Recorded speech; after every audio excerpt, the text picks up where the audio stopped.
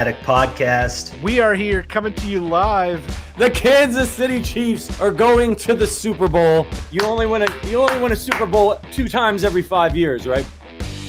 Oh! The warm-up act is over. Let's bring in Melissa Etheridge, massive Chiefs fan. Melissa. Super Bowl champion, 2-time Pro Bowler, and Trent Green. Trent Green, how you doing? Hey, what's going on, guys? And he picked it up! He picked it up! He's gonna score!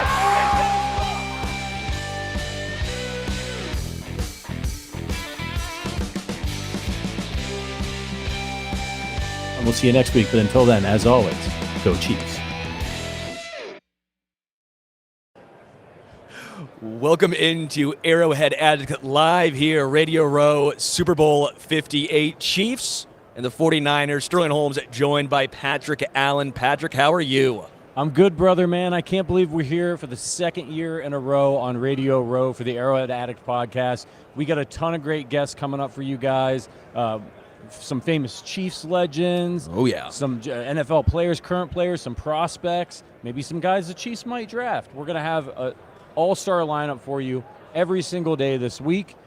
You got to make sure you tune in. So if you're watching on YouTube, make sure you hit that like button. Make sure you hit that subscribe button because you're not going to want to miss all of our coverage here this week.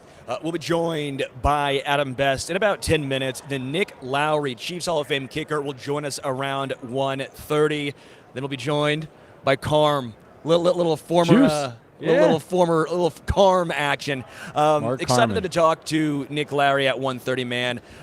Anytime you can get a little insight on the kicking side of things in a game where two teams, I think, are very close, a lot of talent on both sides. Sometimes special teams can be the difference. We saw it against the Buffalo Bills, right? What was the difference? That was special teams. Harrison Butker's been nails all season long. I love talking to Nick Lowery. He's very insightful. So going to get some of his thoughts as well as his thoughts on the turf. I mean, again, we saw the grass as we were walking in yesterday, right? Yep. We saw what they're going to play on. It was getting covered up, but it's a little bit of that hybrid mix. As we talked to Robbie Gold earlier today, that mix, the same one that Harrison Butker got injured on in Arizona. Yeah, but it's going to be a better field.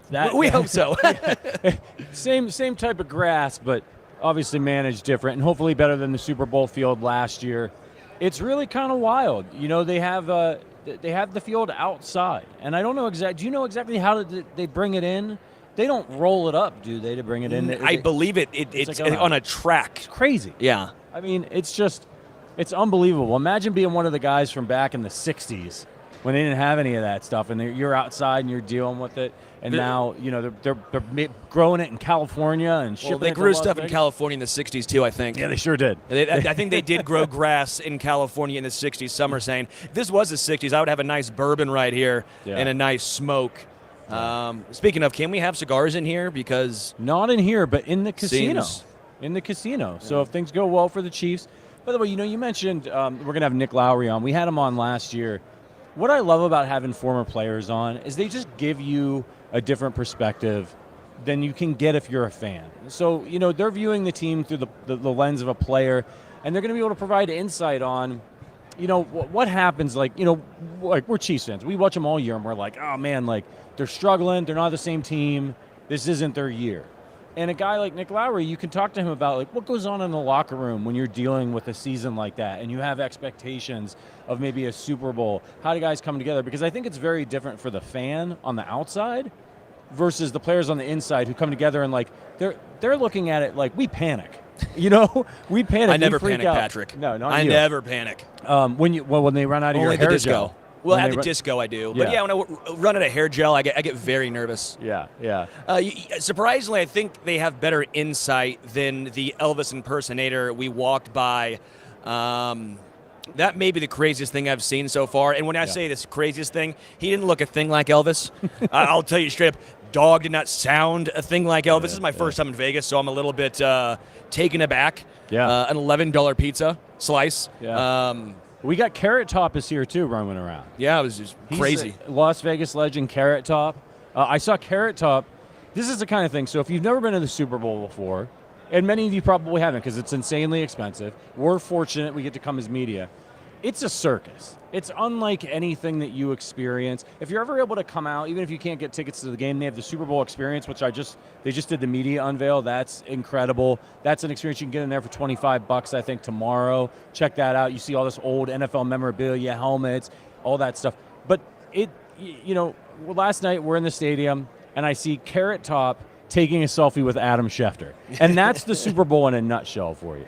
That's Vegas in a nutshell, baby. It is Vegas. That's Vegas in a nutshell. By the way, again, we are obviously here in Vegas on Radio Row. Now, I have done some betting, but if you at home, if you want to do some betting, make sure you download the BetMGM app. You will definitely want to take advantage of this limited offer. New users who sign up through our link must deposit $10 and place a first wager of $5 on any live bet. Once your bet is placed, you will instantly receive $158 in bonus bets. You will get 2 bonus bets tokens of $50 and one $58 token, allowing you to make multiple wagers with your bonuses. This offer is only available if you sign up through our link, bit.ly/Arrow158. You can find that link in the description below our stream as well, or scan the QR code on screen to start signing up. Again, the link is bit.ly/Arrow158. This offer ends right after the big game, so don't miss out. Offer is only available to new customers who are 21 plus and physically present in legal gambling states. Please remember to always gamble responsibly. Check the episode description for the link and full terms of the offer. And you saying always right there, it seems like a shot at me. No. I'm saying you got to gamble responsibly. You're having some luck in the casino. You're doing okay. But it's a great way to support the show. If you guys want to support, doing okay. So we can come to the Super Bowl, so we can do these things for you. Please check it out. By the way, Andy Reid, this is from Nate Taylor on Twitter. Andy Reid on the possibility of Kadarius Toney being on the field for the Super Bowl. We'll see. He was at media night last night. He was also asked about Jerick McKinnon. Jerick is not practicing. I tell you, it's slim for him to be out there. On Joe Thuney, he said, I think it's a long shot. Yeah, some of the sources I've talked to in regards to Joe Thuney, no, it's not happening. Kind of the same thing there. Again, if you're hearing Andy Reid say it's a long shot, let's be real. Yeah. He's a fairly optimistic guy when it comes to this, or at least keeps his cards close to his chest. Yeah. If he says it's a long shot, Joe Thuney ain't giving it a go. He's supposedly has a torn pec. That's going to be difficult. Correct. But he has been questionable on the injury report, which was giving me hope. I thought maybe he'd be doubtful, but if Andy's saying it's a long shot, he's not going to be out there. Actually, our buddy Zach Bass, founder of Arrowhead Addict, co-founder, he asked me this question, and I thought it'd be an interesting one to pose to you. If you could bring back only one, Charles Omenihu or Joe Thuney for this game, who would it be and why? It's a great question. I'm almost leaning more Charles because Nick Allegretti, I think, can do a fine job. 2 weeks to prepare, small sample size. Again, not a full season. Again, you're not replacing Joe Thuney, all-pro, 1-for-1, right? Yeah, you can't. But I do think Nick Allegretti is a very good backup. Andy Heck will get him ready. I think Allegretti is a little bit of a he's got that nasty factor. And if the Chiefs are going to run the football a lot, which I think is the key against the 49ers, right? You can run against them. You can run against Chase Young. He ain't trying to stop the run. Nick Bosa is trying to get his sack numbers up. He ain't trying to stop the run. Yeah. So I'm sitting here going, if it's more of a run-heavy game, as great as Joe Thuney is, that is also probably the strength of Nick Allegretti compared to pass pro. So it might not be quite as big of a loss in a 1-for-1 type of game. Now, Charles Omenihu, this is a big loss to me. He was really coming in my opinion, maybe the second best pass rusher on Kansas City, right, as far as what he could do. I think he has a little bit more upside, a little more juice right now. I love Karlaftis. If you know me, I love George K. But I think Omenihu was maybe a little bit more impactful, could win a little quicker at times. So what this means to me now is all of a sudden, you're already having Karlaftis play about 80% of snaps. Yeah. Get ready for 90. Mike Dana, you now have a bigger role. Turk Wharton, maybe a smattering of FAU. Yeah. I'm intrigued to see how this goes, but I do think Charles Omenihu is a very, very big loss. All right, we got to get our guy Adam Best in here. So give us a minute. We gotta put our headphones on.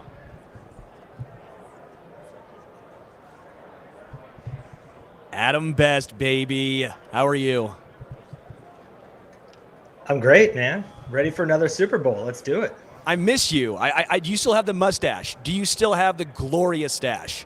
I do still have the mustache. Yep. Okay, I can't see you, so I'm just going to picture you right now with that stash, and it's going to make this process a whole lot better.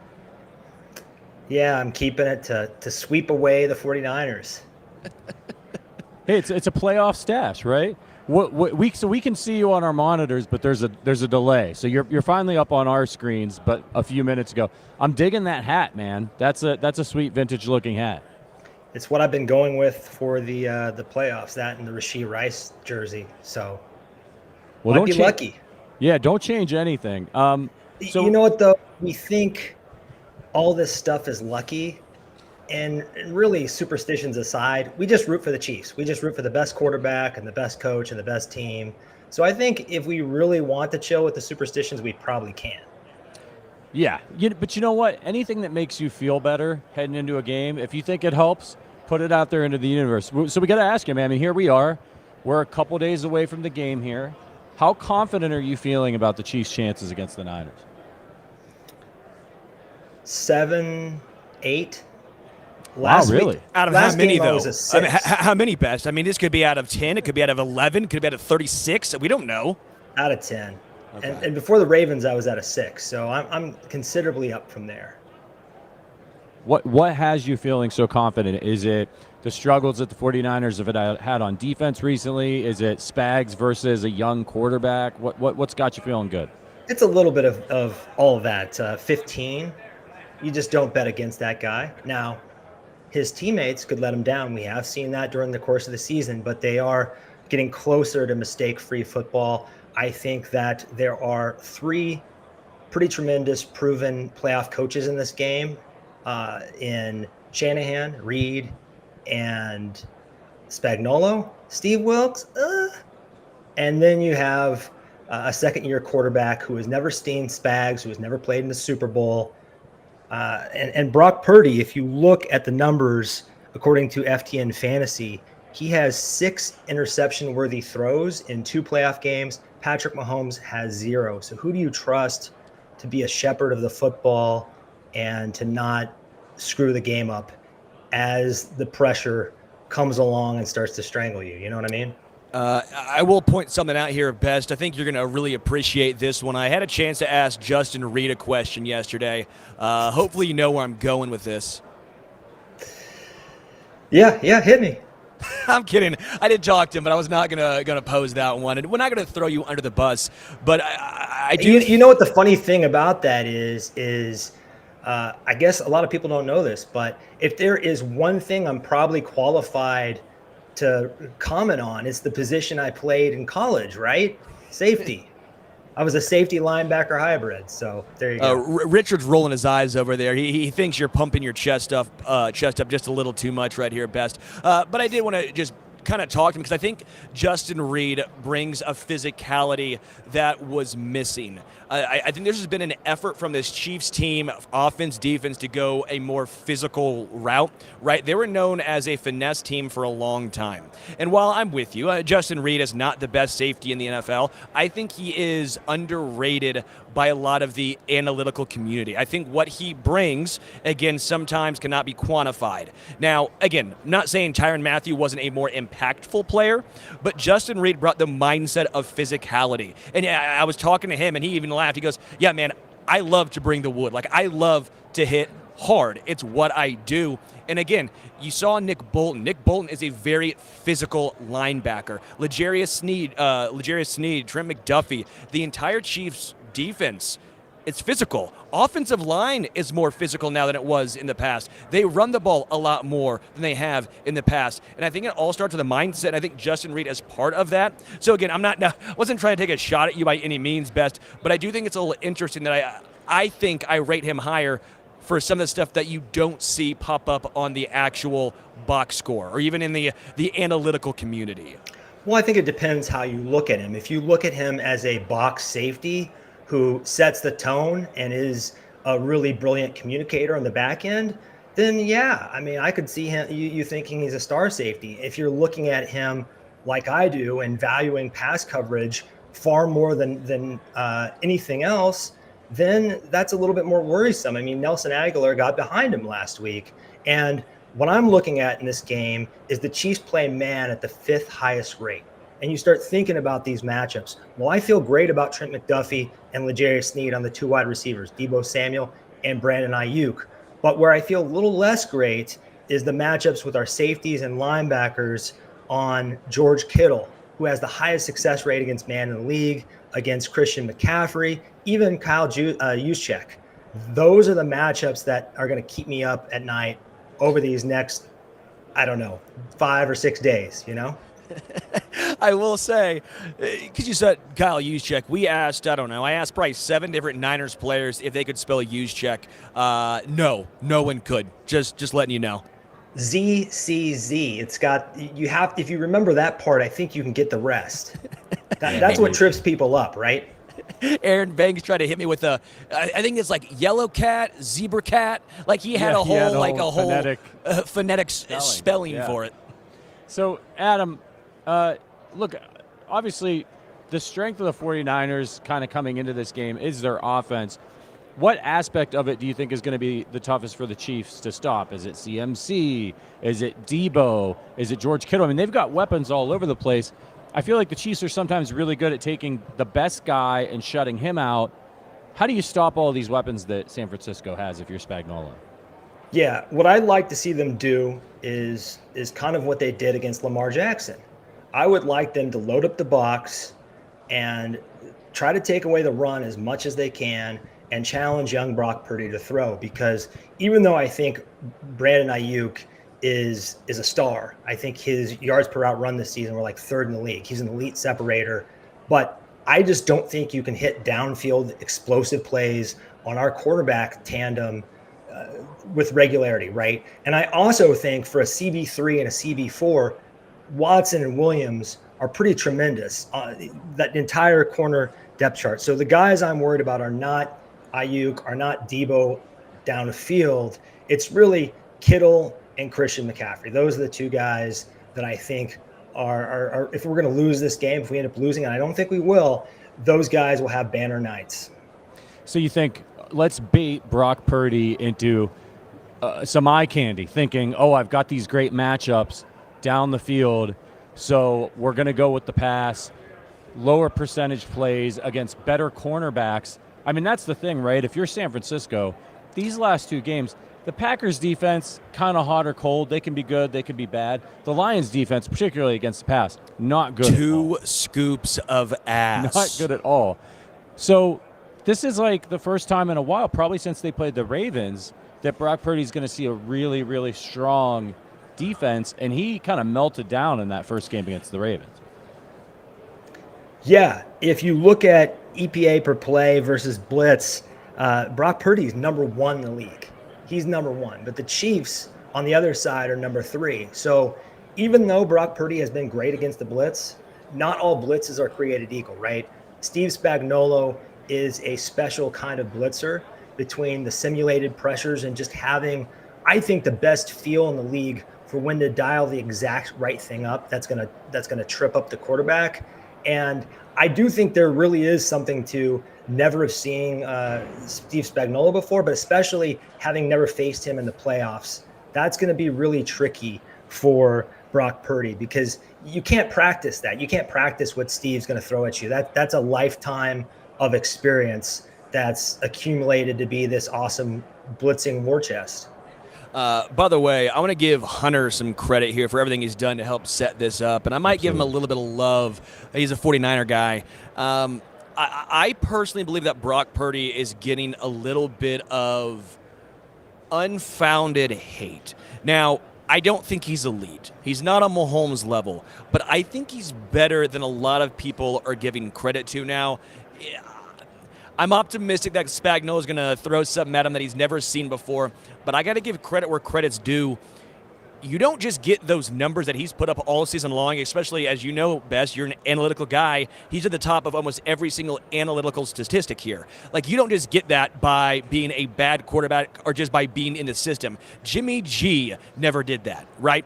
He's much better than people give credit to, but where I am a little bit concerned if you are on the 49ers side is Can he make 3 or 4 elite level plays? Right? How many plays can he make that are on the Josh Allen territory, the Lamar Jackson territory, the Patrick Mahomes territory? Because if he's just a good quarterback in this game, good will not be good enough. He's going to have to be great. And do you think he has the tools to be great consistently in this game?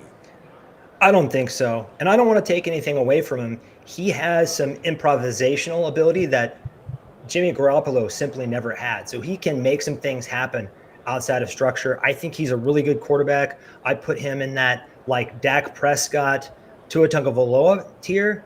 But when it comes down to it, I think he just won't be a match for Patrick Mahomes, who can make the big plays without messing up. And I don't think Brock Purdy can generate explosive plays or go get a bucket out of structure without messing up. And I think that's the really impressive thing about Patrick Mahomes at this point. These last couple seasons, he's always been that kind of Harry Houdini. He's always had the rocket launcher arm, and he's always had the penchant to generate highlights. But what he's doing now, 90% of the game, he's Drew Breesing you. He is not making mistakes. He's taking what's there. He's processing fast. He's making good decisions pre-snap. And I just don't think Brock Purdy has the experience or the ability to match up with the best player in the league. Certainly Spagnuolo is going to be able to confuse Brock Purdy. If he gets him in the right situations, there's nobody better at disguising coverages. I think that I saw on Twitter somebody was breaking down the 49ers love to see cover 3, and we know the Chiefs like to do a little bit of hocus pocus, make the quarterback think they're seeing cover 3, switch guys in, switch guys out. All of a sudden it's single high. But Adam, for me, this game really comes down for the Chiefs on the defensive side of the ball to Christian McCaffrey. He's so incredibly explosive. He can break a play at any time. He can hurt you out of the backfield with the pass. And what worries me as a Chiefs fan is I think about the Bills game and I think about Cook and the way that he hurt the Chiefs both times they played. McCaffrey is a much better back. What do you do? If the Chiefs put their mind to stopping the run, can they slow down Christian McCaffrey, or is he going to gash him a couple of times? I hope you don't see this as a cop-out, but I think part of the key is on the other side of the ball. You got to get up. You got to milk the time of possession. And the 49ers are really weak on runs, their defense, on runs outside the tackle. So I think if the Chiefs can say, we're the team that's going to run the ball 20-something times and keep you off the field and build a lead and prevent Christian McCaffrey from being the story in this game, that's the way to do it. The defense, I think there are some things Spagnuolo can do. Chris Jones is going to have to bring it. He doesn't always, seem motivated to stop the run early in the game. I think in this situation, he certainly will be. But really, I think just keeping that offense off the field and not letting them be the team that dominates time of possession is really going to be a huge key here. What's interesting to me, and again, I'm trying to play this very fair here. Christian McCaffrey is the best running back in the entire NFL. It is not close. He is him. But I'm not necessarily worried about him on the ground as much as the majority of folks are. Now, I know Hunter's giving me this dirty look right now, but the reason being is the Chiefs have the ability to take away what teams do best. We saw it against the Ravens. We saw it against the Bills. We saw it against the Dolphins. Why can't the Chiefs do it against the Niners? Now, I will say McCaffrey is going to be an impact player as a pass catcher. That is where I think the biggest boost will come from him. But on the ground, I think if the Chiefs want to stop you on the ground, they can stop you on the ground. They just say, you know what, we're just going to have you run the ball, and we're going to limit the big plays through the air. I think if they wanted to stop McCaffrey on the ground in this game, they can. I think there might be some small consequences of that. Last week, they seemed so focused on stopping the run that Zay Flowers actually got deep a few times, which you usually don't see with the Chiefs defense. So that could be one reaction if they really stack the box and try to shut down McCaffrey. But I'm with you. I'm really worried about him as a receiver. And that's not taking anything away from him as a running back. He's basically two players. He's like a Pro Bowl running back and a Pro Bowl slot receiver.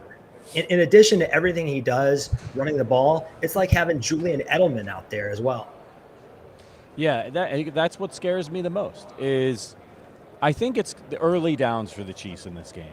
They want to get San Francisco where they want them. And the hardest down for the Chiefs in this game is going to be first down, where they don't know what they're going to do. You put McCaffrey out there, you do a play fake to him, and now, okay, maybe they throw it to him. Maybe they're going deep. That's where the Chiefs need to win. That's where they need to generate pressure early to make Brock Purdy make a quick decision. And we saw it against Lamar Jackson. And you mentioned Flowers getting deep. It did happen.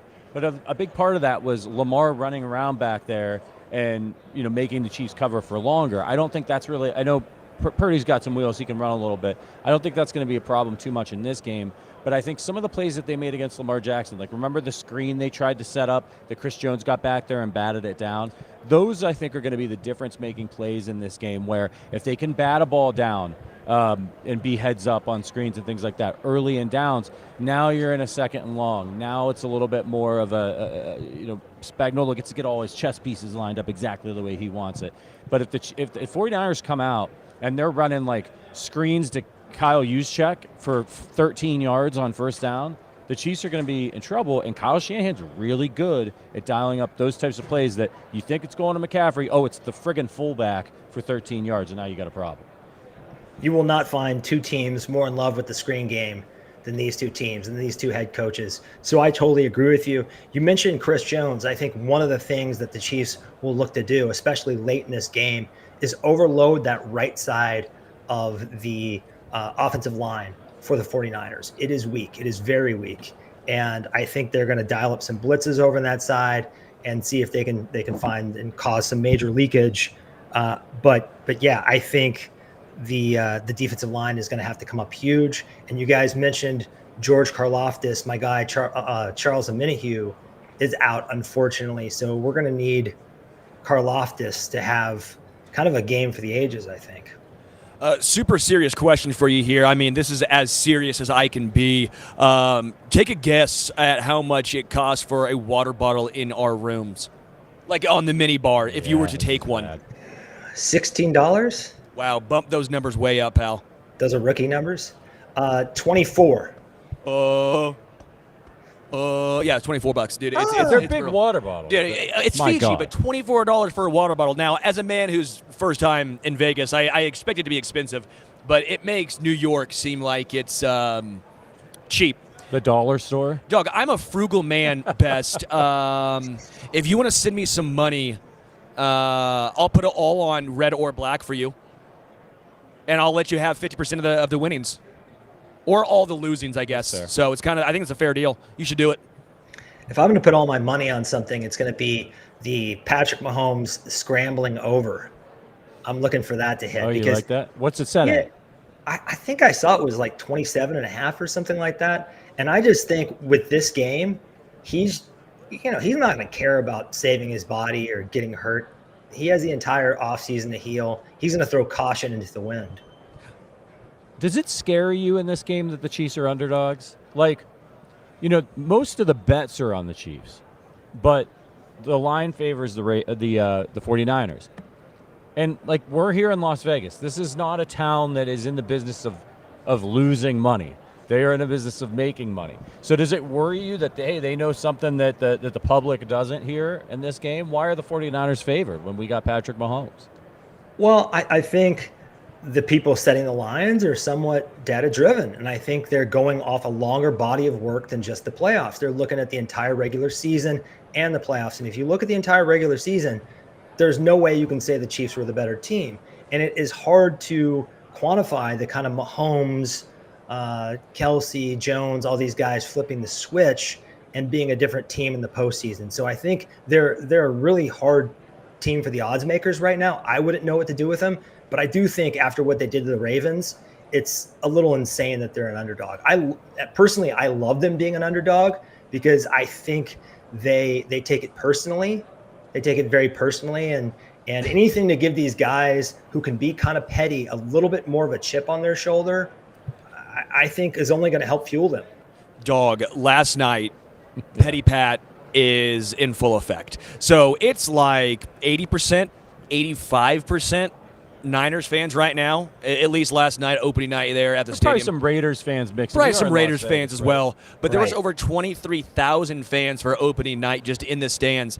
Anytime Mahomes, Travis Kelce, Andy Reid had a single word leave his mouth, it was boo bird central. Anytime Kyle Shanahan, Brock Purdy, McCaffrey, Kittle, anytime they talked, it was absolutely electric in there. And you're sitting here and you're looking at Travis Kelce kind of laughing it up and like, okay, I see you guys. But you look into the eyes of Mahomes and you look into the eyes of him and you're like, that's a man who is going to rip every single one of your hearts out.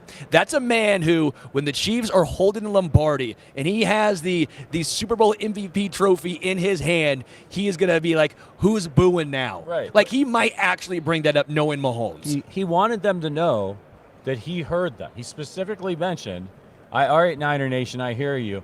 But I do think it's tough. Like, all those fans that the Super Bowl is not just about, Chiefs fans and 49ers fans. It's a celebration of the NFL. A lot of NFL fans just want to go to the Super Bowl. So you see fans walking around here in Bengals gear, Eagles gear, everything.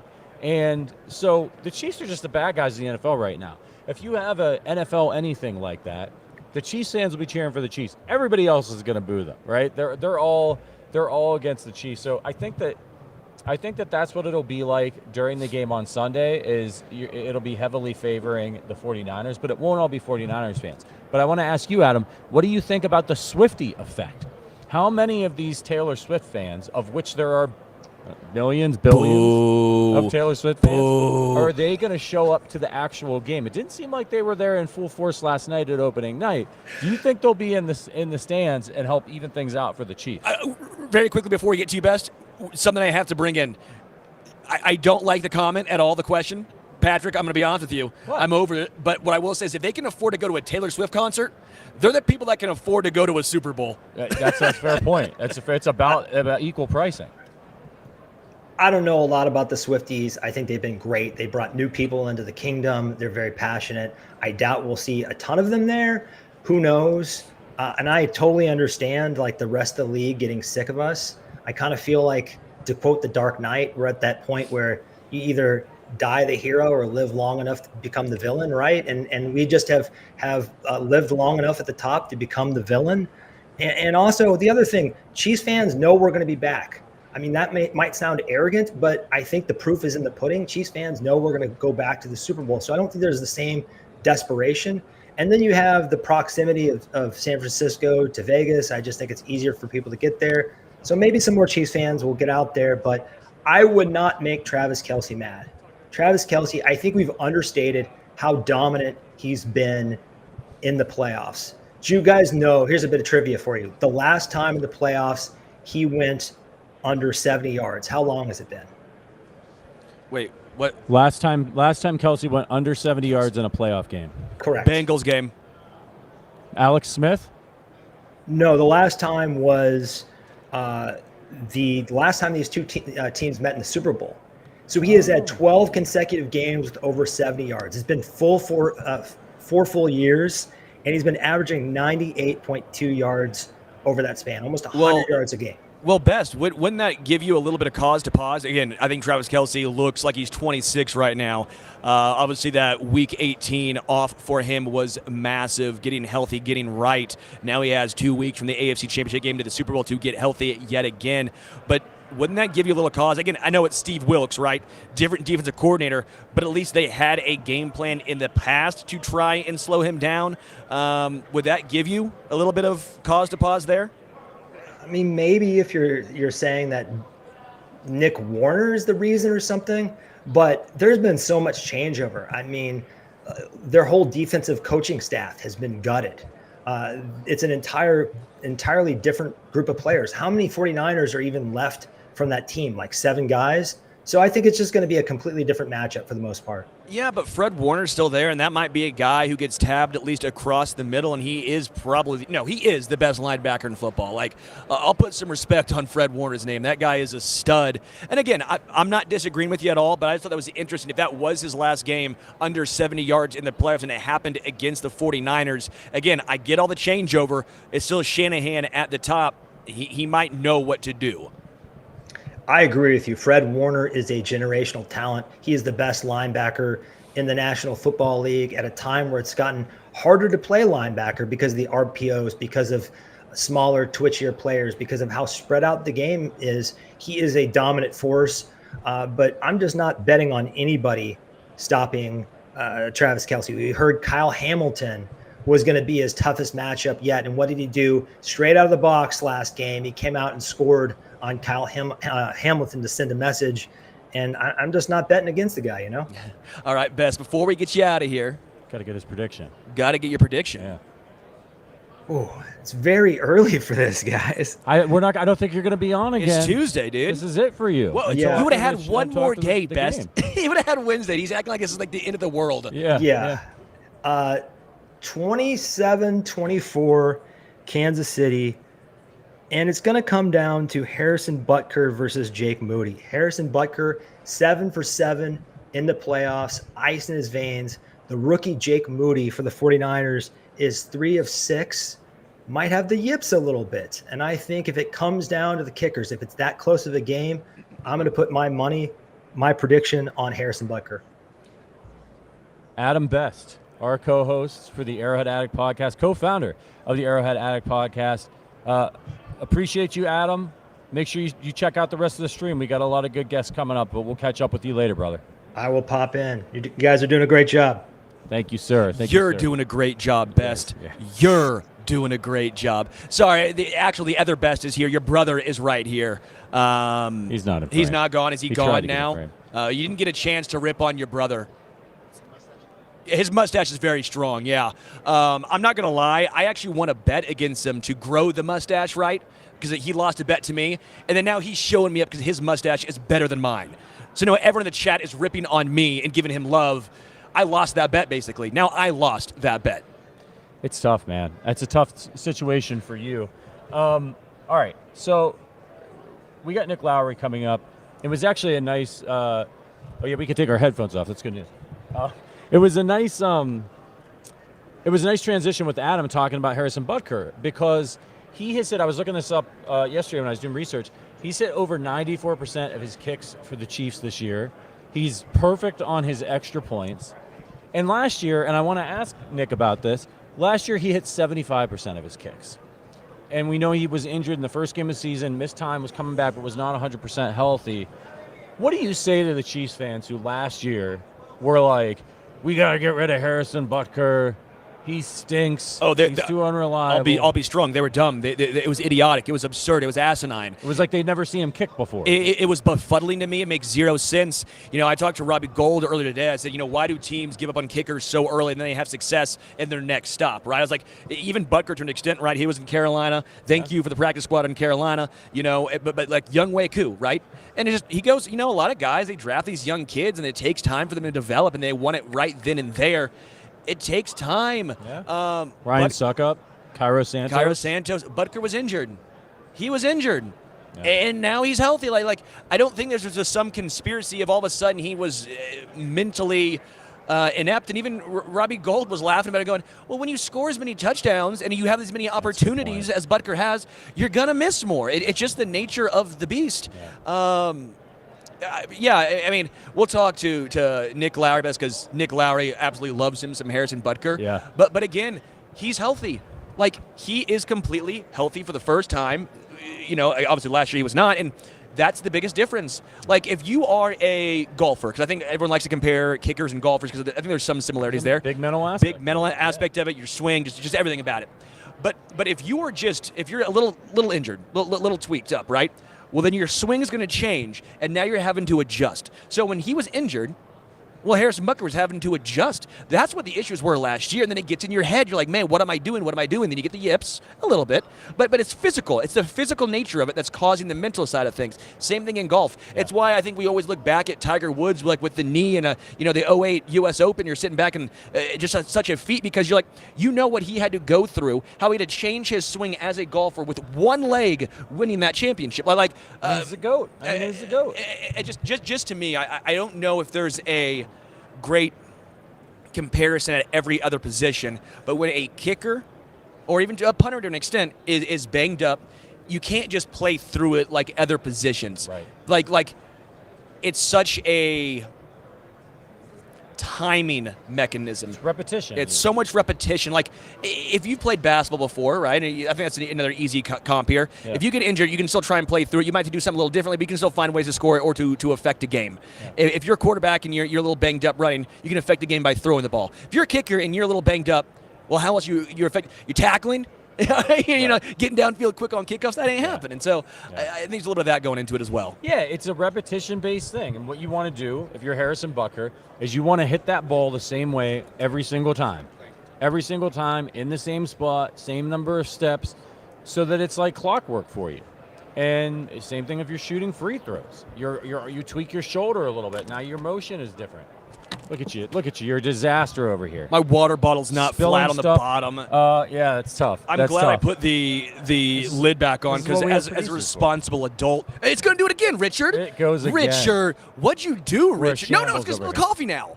Richard, we're no, shambles here. No, we're just going to put it down. We're going to put it down. Aquafina, do better. Do better. I actually liked Aquafina's water, though. It tastes good. But this bottle, man. Yeah, it doesn't set up. Dog, that Gatorade water last night, I don't know if anyone knew, didn't get it. Gatorade has water now. Really interesting. Pretty good. By the way, Gatorade, we're looking for sponsors for the podcast. So Sponsors could be you. By the way, if you're watching us on YouTube, this is the Arrowhead Addict podcast. We are here for FanSided. Look at the disasters happening now on our screen. We're here for FanSided. We're covering the Super Bowl. Do us a favor. If you're new here, you're looking for some Super Bowl coverage, hit the like button. We want to get as many Chiefs fans in here to enjoy this coverage as possible. We've only got 9 likes on this video, Sterling. There's over 40 people watching. Do us that solid. And if you want to become a member of the Arrowhead Addict podcast and get all of our Chiefs coverage, become part of our community, check out the link in the description. We've got a great private Discord. I was talking to the guys. Here's a great example if you want to become part of the Arrowhead Addict community. Last night, we're at opening night, and I'm pumping exclusive content into our Discord, pictures, videos, interviews for our members that people on the outside weren't getting because we're not allowed. There's broadcast rights. So we can't put out any video publicly, but you could send it to your friends. So we sent it to our friends there in the Discord. They were able to check some of that out. Really cool. So make sure, if you want to become part of this great Chiefs community we're building, join us here. So now you know Nick Lowery well. You guys talk a lot, right? Yeah, we do a weekly thing together.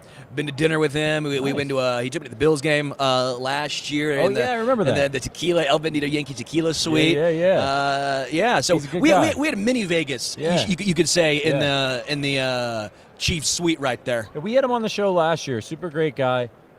So you mentioned he loves some Harrison Butker. Is he close with Harrison? Are those guys boys, or does he just admire him from afar? Yeah, I mean they've talked. Yeah. I mean, when you are, the Chiefs have been lucky. They've had a lot of historic kickers play for their team. Yeah. Jan Stenerud, Nick Lowery, Harrison Butker, I think you can start throwing into the historic conversation. Morton Anderson. Yeah. Right? I think I know that he didn't spend his time here a lot, and that was kind of the tail end. He was still good, man. 40 yards in, that dude was not missing.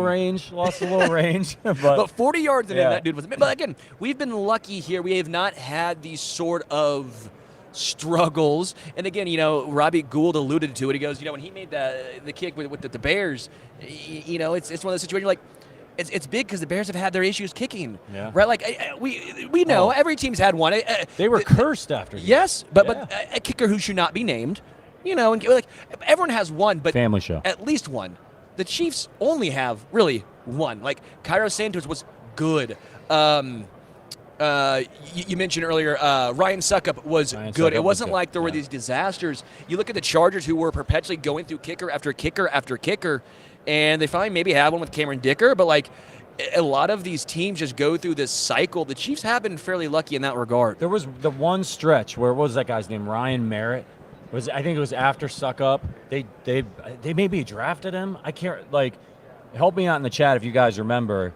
But that set off just a cascading effect where we didn't have good kickers for a long time until I think they got Cairo Santos. Not too long, but it was like a season and a half. Cairo Santos I always felt a little bit bad for because he got injured. Yeah. But he was solid for them, and I'm glad I always root for him when I see him in Chicago. and he's caught on. Yeah, Evan in the chat says photos were cool to see. Yeah, again, that's the kind of thing you get if you become an Arrowhead Addict member. We got lost at one point trying to get onto the field, and Richard's shaking his head back there, producer Richard. He understands that we were lost. We made things a little squirrely for a while. Well, if you know me at all, I'm a very farcical man. Like, I have things happen to me that probably should not happen to me, and people just don't really believe them. Like, when I'm also directionally challenged, so this Vegas trip's hard for me. These hotels aren't like a Motel 6. No, they're designed to keep you in. Yeah, like you can't get out. Yeah. It's like if you try, good luck.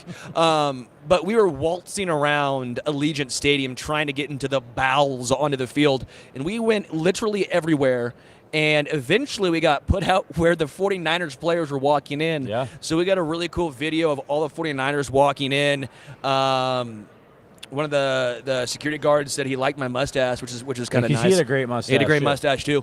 Mustache bros, we stick together. Yeah. But it was really cool. I mean, again, there's a lot of cool aspects to being a member, but a lot of cool things going on here, a lot of behind the scenes stuff. And again, because I do live a fairly farcical life, we get sometimes put into fun situations. Yeah.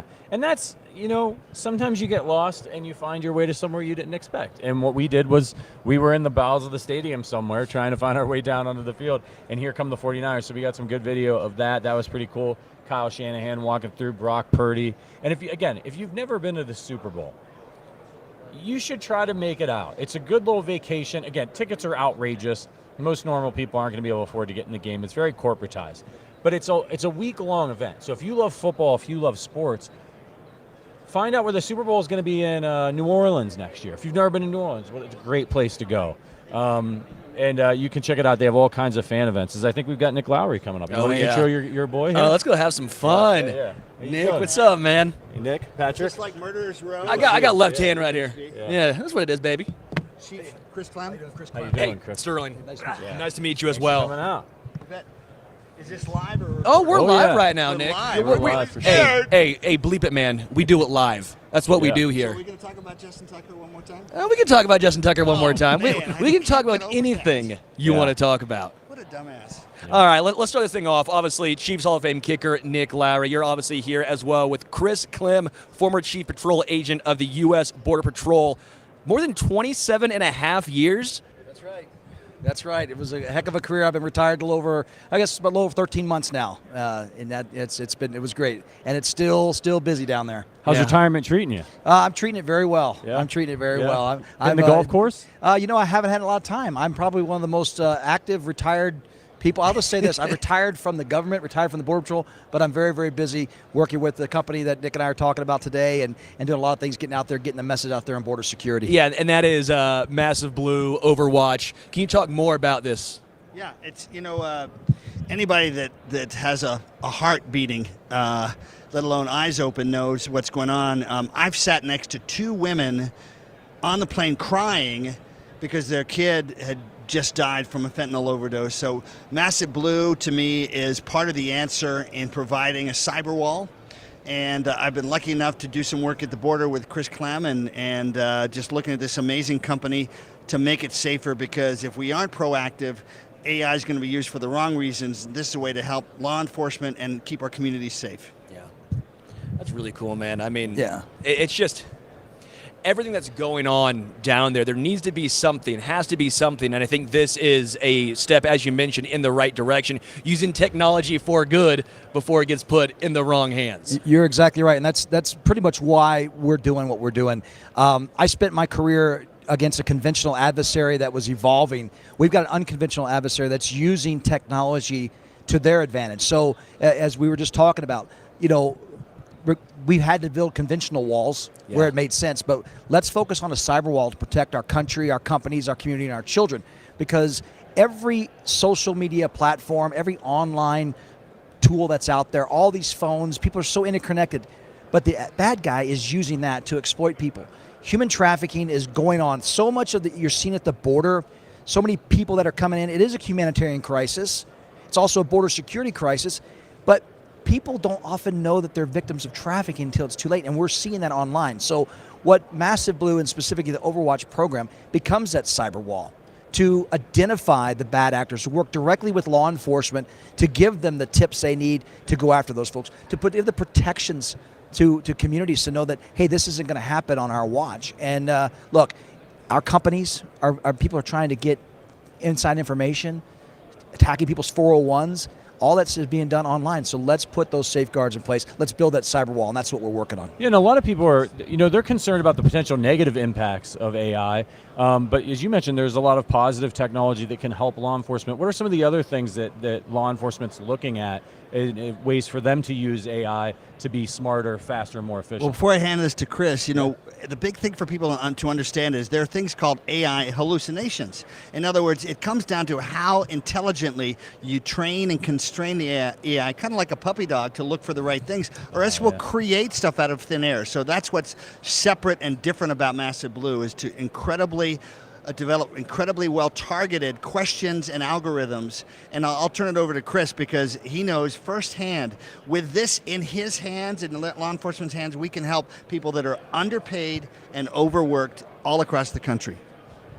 Well, I'm not going to get into too much tradecraft, because our clients don't want to, us to talk about how we're always doing it. But I will say this: it's all above board. It's all the right thing to do. Yeah. But it is called machine learning. And to Nick's point, if you teach it bad, it can do bad. But when you have a good company that's doing things right, that's working within the parameters, you're going to develop a smart technology, a smart program to do that, because we have to play by the rules. The bad guys that are attacking us, that are doing all the cyber work, they don't have rules, and they got unlimited dollars to do it, and they're making money off of it. The biggest thing that should concern all of us is that it is the same apparatus, like we said, that we order coffee on or pay a bill online. We think nothing of it, but the bad guys are doing that, and we can put something in place. We can create that wall to protect people and ultimately save lives. And when it comes down to trafficking and combating human trafficking, we can rescue people and get them out of that and continue to work with them to help them. That's great. That's great work. All right. So, Nick, we got a couple football questions. We are here at Super Bowl week, and we are kind of, in an era where I think more people now than ever are saying America's team isn't in Texas anymore. Yeah. And my buddy Chris would agree with me, even though he's from Houston, that the Dallas Cowboys have ceded the baton, and we're going to win on Sunday 26-17. So I've already got a prediction. Coming out 4 hot. field goals from our kicker, number 7, the best kicker in the NFL this season. Should have been All-Pro. It's tough. Yeah. But he deserved it, and we'll need him on Sunday. He has had an incredible season. I was looking it up yesterday. Hit over 94% of his field goals. Perfect on extra points. Where do you think he ranks all time among NFL kickers right now? Well, he's now in his 6th year, something like that. Sounds about right. He's marching up the charts. I mean, my thing is, for kickers, you want to give them 10 years just to see, because I played 18 years, and the ones in the Hall of Fame played 19 and 26 or whatever Morton did. Yeah. But he was the best kicker in the NFL this year because of the length of field goals, the consistency at all levels. He did miss 2, but that's it. And so many game-winning field goals versus the Cowboys kicker, who had a great season too. But he is such, I think, hardened, and with all that wisdom from the Super Bowl itself, and putting us in the Super Bowl with a 45-yarder that not everybody would have made last year. He's confident, and then we have a pretty good punter too in Tommy Townsend. Not too bad. As far as the kickers on both sides, obviously Jake Moody has struggled a little bit in the playoffs. For him, that will be a difference. Yeah, that's 3 points right there. And once again, same premise: a new quarterback, a young kicker. It's different in the Super Bowl. You got to manage yourself even more and stay focused. And we got a guy in Patrick and the whole team. They're just more experienced, and so you got to give the edge to them. Do you get nervous at all in regards to Harrison Butker kicking on the same style of field where his injury occurred in Arizona? From I have heard that same style of field is what I it's going to be. haven't seen people slipping on at this stadium the way they did in Phoenix. So I'm not too worried about that. And look at how he, hurt himself. I was there at that game in Phoenix last year, and he's come back this year and made himself better. That's the mark of a champion. All right, I got to ask you, when we're talking about kickers of all time, who's on your kicker Mount Rushmore? Well, you're putting me in a bad place, because I think I did okay myself. I took it for just above 70 to 80%. Now it's at 90%. But, the fields now, the balls are broken in. The ball goes 5-6 yards farther now that it's broken in. Yeah. As Stenner reminded me, I talked to him right after he presented the Lamar Hunt Trophy. I talked to him last Sunday, or two Sundays ago. the ball, and then you're kicking out of the fairway now, not out of the rough. Right. So those things help. Yeah. I would say obviously Morton and Jan Stenerud, but I broke all of his records. He was 67%. I was 80%. I was 87% in the 90s when no one was kicking above 80%. Yeah. So I think I'm there. Gary Anderson, obviously Justin Tucker. Yeah. Although, what was he thinking? What was he thinking? I've never heard of any player at any position, let alone the kicker. Don't embarrass us fellow kickers. Justin, you're the greatest kicker in the history of the game, but please, what are you thinking, buddy? Well, and that everyone's entitled to their space out there, and obviously the kickers need to go on both sides of the field. But when you saw that, what was running through your head? Go on their side of the field till they're done. You just don't. And you don't put your tee in something and your helmet where the quarterback can trip right there. That's just crazy. But anyway, we all make mistakes. Justin's great. But kind of thank you for giving us a little bit more edge there last week. We'll take it. Yeah, kind of thank you for that. As far as a matchup you're looking forward to, obviously weekly you and I chat. We have a little El Bandito Yankee. The best show tequila player on WHP in Kansas City. We do a little who you tap. El Bandito Yankee Tequila, best tequila on the planet. The Kansas City Chiefs of tequila. Thank you. But what matchup are you looking for? Is there a matchup and a player that you're looking for in this game, an X factor, if you will? Well, I mean, look at the talent with San Francisco. So being able to lock down, we've got Trent McDuffie and we've got L'Jarius Sneed. So that's important. But I think maybe having Willie Gay back and the coverage there with Kittle, who's a monster himself as well, that's a big one. But, what we've done is we've held teams to under 4 points in the second half. So if we can do better in the first half like we did against Baltimore, watch out. All right. Chris, who do you got here? Who do you have in this game? I know I'm going to wrap up soon, but who do you have in this one? Well, I got to say this. I'm sitting next to a Chief. I'm a Chief. I think AFC by heart. Go with the Chiefs. But, look, I want to make sure, massiveblue.io, to learn about this. But, we're here for the Super Bowl. We could definitely do some work with keeping people safe. And so appreciate you having us on here. Yeah. But, you know what? I think it's going to be a great game. Looking forward to it. Chris, thanks for all you're doing, and thanks for all you've done. Appreciate you. Yeah. Hey, thanks, guys. Yeah. We'll see you guys around. See you around. Appreciate it, man. The greatest show on WHP, Sterling Holmes with Nick the Kick. Appreciate Thanks, you. guys. Appreciate it. Really appreciate it. Hey, man, you better. He's going to come for your job. He is coming for my job. Yeah. We'll keep this thing rolling. Come on back anytime. Yeah, of course. We'll see you guys a little bit. Take it easy. Yeah. Chiefs Hall of Fame kicker Nick Lowery, and then Chris Clement, Chief Speaking Patrol of Hall Agent. of Famers, we've got a future media Hall of Famer here, sports media Hall of Famer Mark Carman, formerly of FanSided. Always with FanSided in my heart. Good to be here. How are you? Now with CHGO, you're a big Chicago guy. That's true. Right? Yes. Hometown. Mm-hmm. People know you from your time in Kansas City, back on the Nick Wright Show. You've appeared on the Arrowhead Addict podcast, FanSided, Stacking the Box. The man is, listen. I thought you were dead last night. I didn't think you were going to make it back, honestly. Or Patrick, by the way, but. Well, that's just because I'm old. But Carm's older. I'd like to say that, people that Can you refute these allegations of we didn't think you were going to make it back? Well, I was in trouble. But unlike some people who pushed through and kept going, I did get back to my lovely hotel room and got myself ready for the day so I could be ready for you guys today and everything else. People that go out and do all the fun things in Vegas, I respect it, but that's just, I give it all during the hours where the sun is out, and then I die. This is game time. This is it. This is it. Let's go. We got to be focused. It's a Super Bowl week, baby. This is it. So I like these new banners, by the way. It looks good here. So as a Chicago guy, yes. Again, Mark works at CHGO, all Chicago sports teams, local. You guys could have had Patrick Mahomes. Now I know this is a painful. I know this is a painful discussion for you. You drafted Mitch Trubisky. It didn't work out. Yeah, that's right. You got my guy Justin Fields, Ohio State guy. Yeah, can't play. What's going to happen? Okay. He's talented, but it hasn't worked out in the way that you'd hoped from where you took him. You got this guy coming out of USC. Yeah. You got the number one pick again. Mm-hmm. What do you want the Bears to do? What happens to Justin Fields? So Justin Fields is going to get traded to the highest bidder.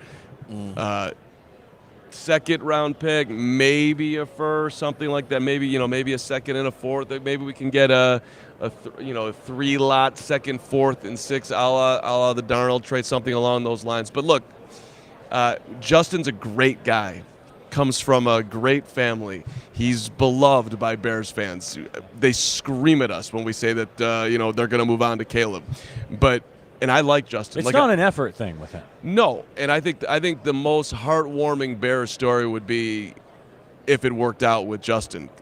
Really respected in the locker room. Bears, his teammates have gone to bat for him.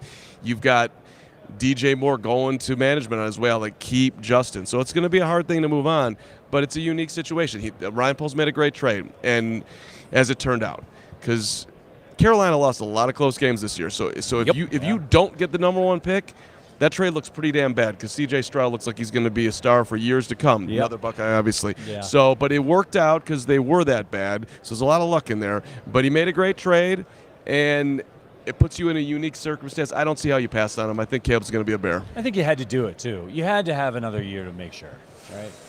You didn't have to do it. I guess not, but look, if they knew that C.J. Stroud was what he is right now, they would have picked him. Yeah. He just wasn't evaluated like that. So obviously Carolina didn't know that. The Bears didn't know that. The Bears didn't know that Patrick Mahomes was good. Neither did a lot of other people in the NFL. Right. So that you got to give Kansas City credit, man. Going up from 27 to 10. Everyone's like, nobody really talks about the Buffalo equation there. That's right. They lucked their ass into Josh Allen and it worked out. But it's still you'd make that trade in 5 seconds. When it comes to Matt Nagy, do you guys ever actually miss him at all? I know his ending was very unceremonious in Chicago, but he won Coach of the Year.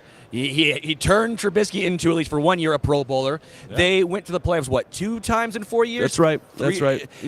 And again, you long for the days of Matt Nagy? I don't know, but he's not anywhere close to like bottom of the Bears coaching barrel. 34-31, went to the playoffs twice. Now they had a very good defense, and Ryan Pace deserves credit for that. Sure. But Matt he needed to learn a lot, and listen, one of the Nagy moments that I think when he looks back on it, Jalen Johnson, Bears cornerback, Bears had 9 o'clock meetings. You had to be in the building at 8:45. Jalen shows up at 8:47. So when you're keying in, everything's electronic. They see that he's late. Jalen gets a memo in his locker. Hey, Jalen, you were late. You owe the Bears however much money he was fined. Well, the meeting starts at 9. Matt Nagy gave that fine. Matt Nagy's late to his own meeting. Oh, yeah. Brutal. And that's when Matt Nagy lost the Bears. You see this happens with new coaches the first time. They're trying to emulate a coach that they had before. It happened with Todd Haley and the Chiefs. Josh McDaniels not once but twice. Yeah, Josh McDaniels twice. Yeah. Todd Haley trying to be like Bill Parcells instead of just being themselves and not building the relationships first and earning that kind of behavior with wins, right? And it puts you in a bad position. I mean, if you're going to do it, hey, Jalen, you're one of our young players, call him in, have a discussion. You can't, a piece of paper in a guy's locker. Yeah. He was not understanding his leverage and what that was going to do to the team. And look, Matt Nagy doesn't want to run the ball. He didn't know how to run the ball. It wasn't his thing. You come into Chicago, it's just you got to have that in your arsenal, and he didn't. So but maybe he gets another chance someday. Maybe he gets a chance in Kansas City way down the line. I don't think Andy's going anywhere. You guys know obviously a lot more about that than I do. Well, for some reason they these unfounded every single year Andy Reid's retiring as he comes out every single year and says I am not retiring. Well, but someone wants to talk about he's going to go down as the all-time winningest coach in the NFL as he continues to ride the Patrick Mahomes coattails. He's got a shot at it. Oh, don't you dare, Carm. Ride his coattails? Did Bill Belichick ride Brady's? Is that what you're going to say next? I would say that. I would say that. Oh, come on. Andy Reid, without Mahomes, better coach than Bill Belichick without Tom Brady. Carm, dog. No. True. Because you won a Super Bowl with the Buccaneers with an incredible team that all of a sudden this means Bill Belichick is a bum now. No, I didn't say he's a hands bum. up, okay? He's a great head coach. He's a phenomenal head coach, the best head coach of all time. But dude is a horrible GM. He's a bad GM. It isn't his fault, but it's his fault that he drafted Mac Jones. He didn't win in Cleveland. He did not ride Brady's coattails, dog. Hold on. Let me boil down the argument to a very simple thing. Who's more important? No, it's not who's more important, but you didn't ride their coattails. Riding coattails means you were along for the ride. Well, yes, and he was. And you can have a great system, you can have a great methodology, you can be a guy that gets in at 5 and works till midnight. If you don't have the dude it ain't going to work. He might have won one with your run-of-the-mill Matt quarterback. Castle. Right, but they didn't. They won 11 games with Matt Castle. Exactly. Pretty darn impressive. Which it is. That's a perfect point. He'd have a very nice competitive football team. You could be Mike Tomlin all day long and be super well respected and win a couple of Super Bowls, but he wouldn't. Come on, you got to have the guy. Talk to us about Ryan Poles, another Chiefs guy who has gone to the Bears. Mm-hmm. How has he done in your estimation since he's been in Chicago? I'd give him a B+. I think he's very logical with the way he's gone about his business. The Chase Claypool trade obviously was a disaster, but I'm trying to get my guys some help. Here's a wide receiver, big wide receiver who's got some talent, who's available. Let me take a swing at this. Has played well before. It had been a minute, but had played well before. Okay, didn't work out. Next year, he's in the similar position. Bears aren't going to the playoffs. Montez Sweat's available. Do I do this again? And he had the confidence to make the trade. It's one of the better things that he's done. Plus, transform the defense. Transform the defense. Plus the DJ Moore Carolina trade. He's done a lot of good things. And he's missed on Claypool. He's missed on Velus Jones. He's got his misses too. He also, he drafted a left tackle in the 5th round who started 2 consecutive years in Braxton Jones. Does he stay there? Maybe not, but it's still a good pick. Poles has done a good job, and I overall, I think he's got a lot of respect in the coaching staff. From what I've heard, a lot of the coaches that have left, they have a lot of respect for Poles, not necessarily the same for Eberflus. With Darnell Wright, this was a guy I wanted the Chiefs to get. The Bears drafted him a lot higher than I thought he was going to go, but I was a huge fan of Darnell Wright. What was he like for the Bears this year? Athletic, strong, up and down a little bit, but a very solid pick. I do think the Bears need all the help on the offensive line, so they needed him, but it was a thing where you have literally every single need. So when you look back on it, should they have taken Jalen Carter? Probably, but there was all this talk about Jalen Carter off the field, obviously. Yep. He was going down, and you needed help at tackle, and he was, in my opinion, one of the best tackles available. Yeah. The best tackle available at that point. Yeah, and just to raise my hand, it's not that I am a hypocrite on this. I said at the time, I'm not taking a dude who goes drag racing and 2 people die and you go and leave and hide in the corner. If he had owned up to it, like I did a lot of stupid shit when I was, 20, 25, let's go all the way out to 42. But he didn't. The way he was sneaking around with it, I'm not drafting that guy. But then, he starts out the year, he's hot as hell. I'm like, I probably was wrong. Well, look, it was never a question of talent. I mean, right. I was, when the stories about Tyreek Hill, when the Chiefs drafted him, you're like, oh, okay, so he's fast. Right. We can find a fast guy. He obviously turns out to be a Hall of Fame player. So, it changes. When you see the results, it changes your opinion if they stay out of trouble. Obviously, I think Tyreek Hill's allegations are a bit more serious directly on him, whereas the other thing was a reckless accident. Yeah, that's fair. Yeah, but it's crazy, man. So what do you think for the Bears next year? You're going to have Caleb Williams. How does it turn out? 8-9. Sterling. It could be a solid 8-9, 1-win improvement.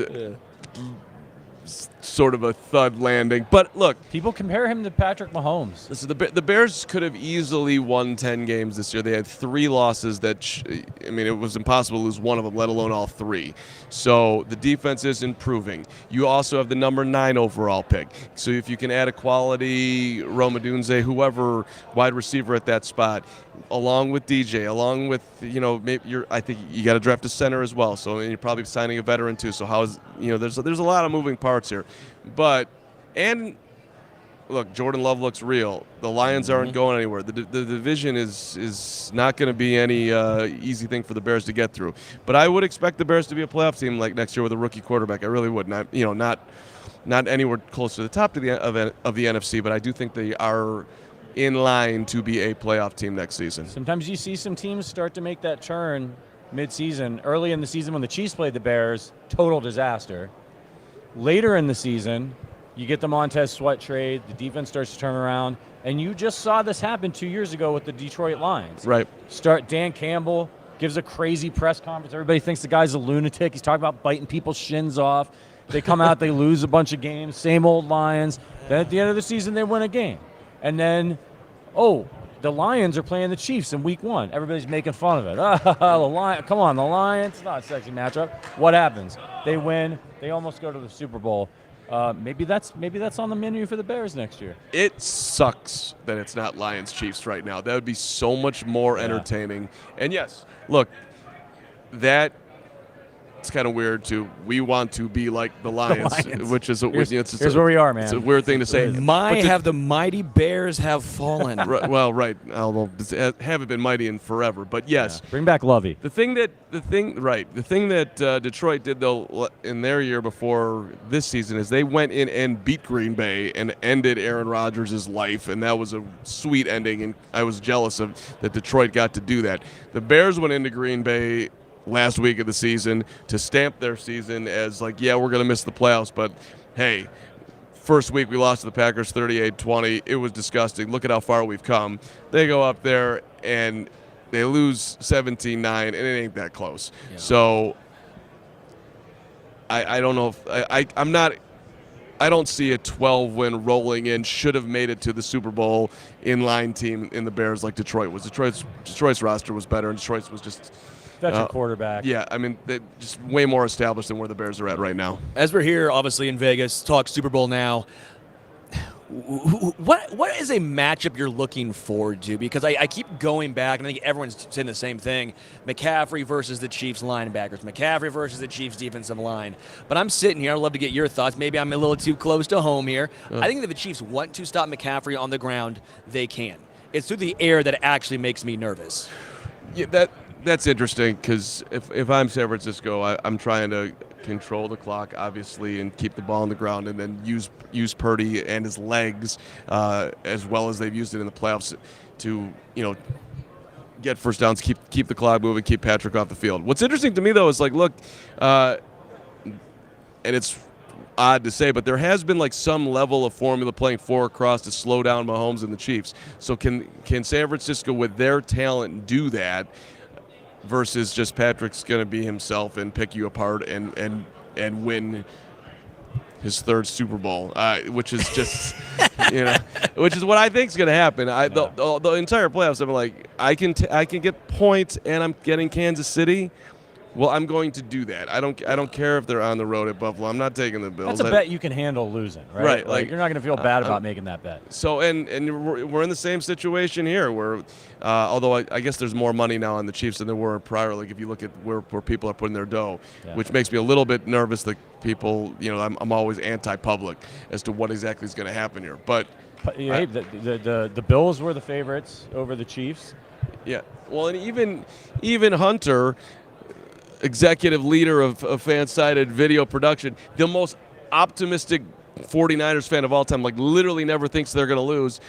When I talked to him about at least a week ago, I don't know, it's changed. It's like, I think the Chiefs are better. The Chiefs are going to get this, which I was like, okay, so not better, a tough matchup. No one can hear him because he doesn't have a mic. He said the Chiefs are the best team of all time. He says the Chiefs are incredible. He said Purdy's a fraud.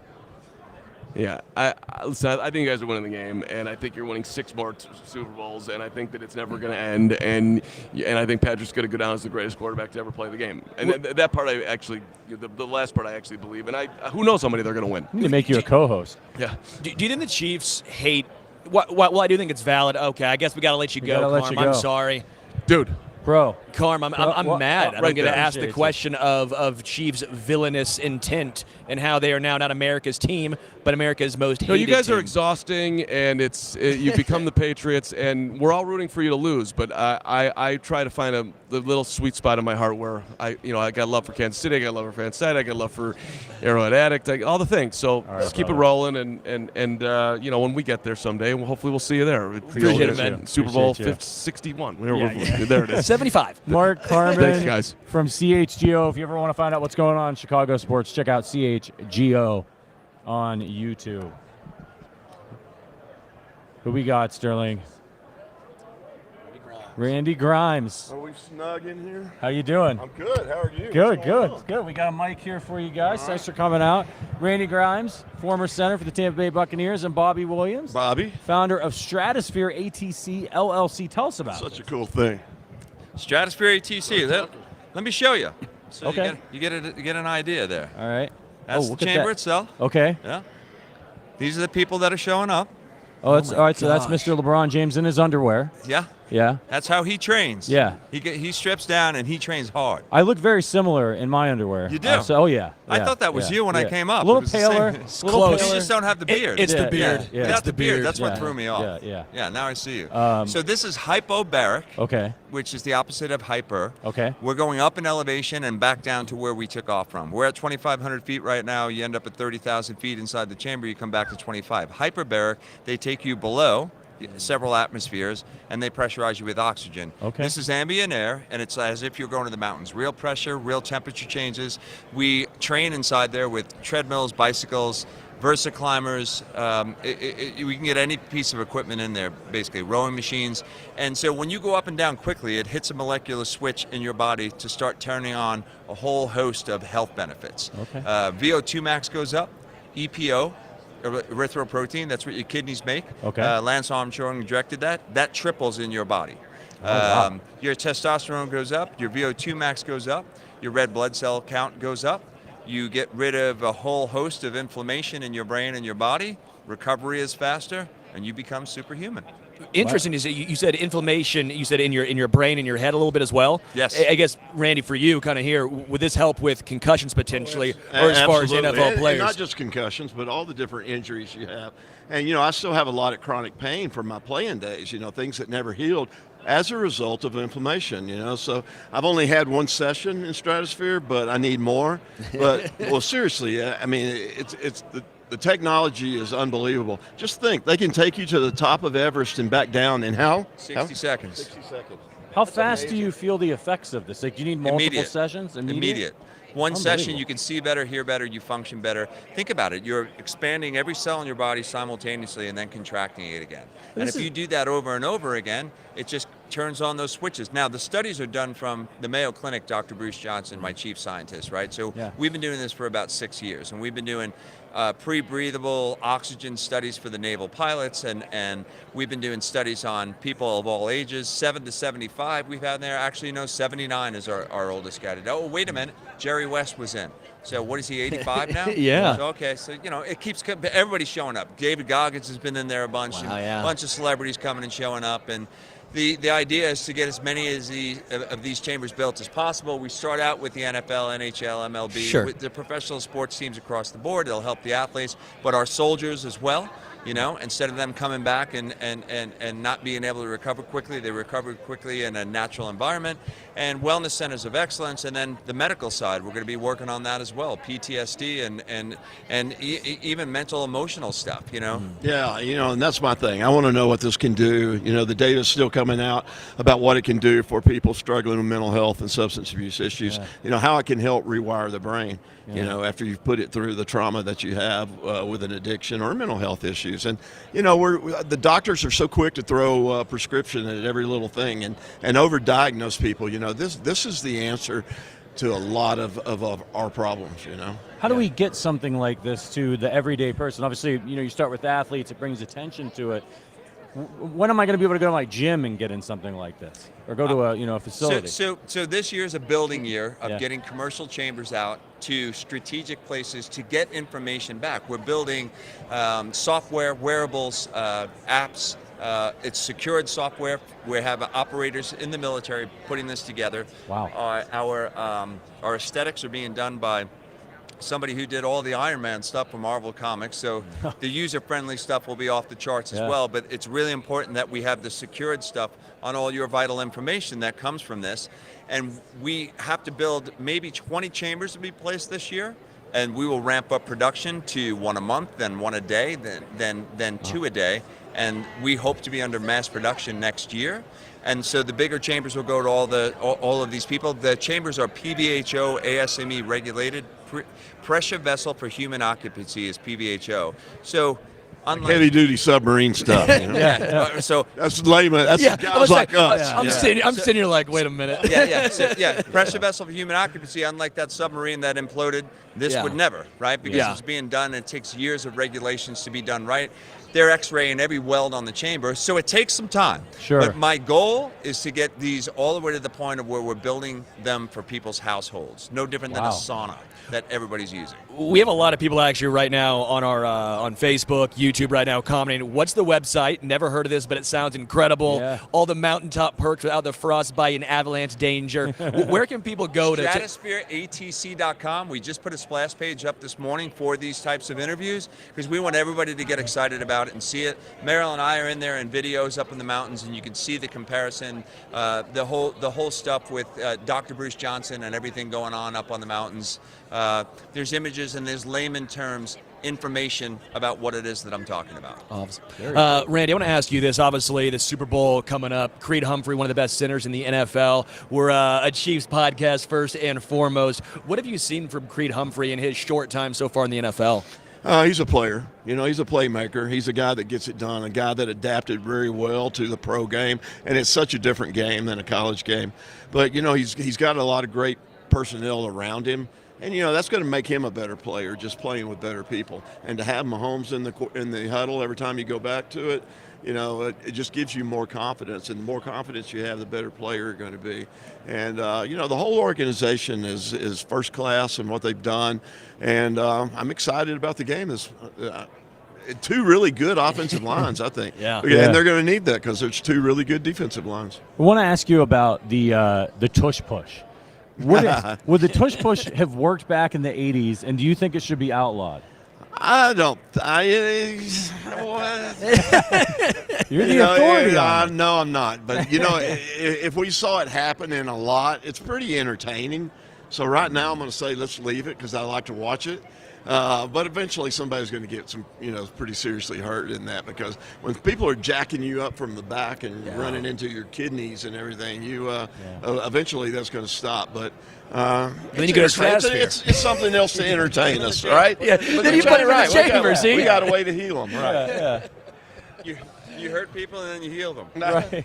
Obviously, Jason Kelce marketing has. right there. Yeah, it is more. You hurt him and then you heal him. Right. The NFL stratosphere. Boom. As far as Jason Kelce goes, we don't know if he's going to retire or not. The rumors are obviously circulating. Is he a Hall of Famer in your mind? I know it's really difficult, I think, for some sinners to get there, but he's had such an incredible career and almost made playing center popular, if that makes sense, just, and part of that's obviously Travis as well, but he really has made playing center almost a sexy position. No, that's not possible. You saw him with his shirt off. Come on now. You overstated it a lot, right? You usually don't hear about the center unless something goes wrong. Hey, right? until you get a holding call, that's right.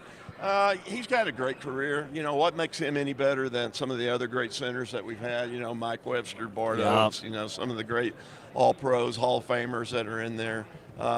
I don't know. Who am I to say whether or not he's in the Hall of Fame or not? But he's had a great career. He's been able to feed his family and play for a successful team, go to a couple Super Bowls.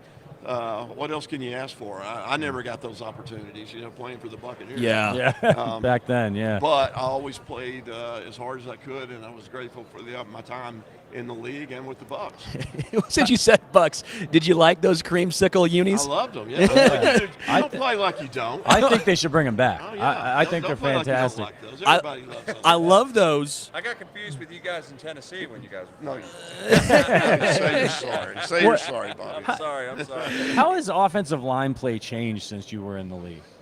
No, they're not as tough as we were. That's number one. A little more finesse. A little more finesse. A little more entitled coming out of college. And they're bigger. They're stronger. Yeah. They're not as smart as we were. Yeah. They make more money than we do. There's a lot there. That's what makes them smarter. Right. So there's all your changes right there. Yeah. Some of these guys are huge, big corn-fed boys, Yeah.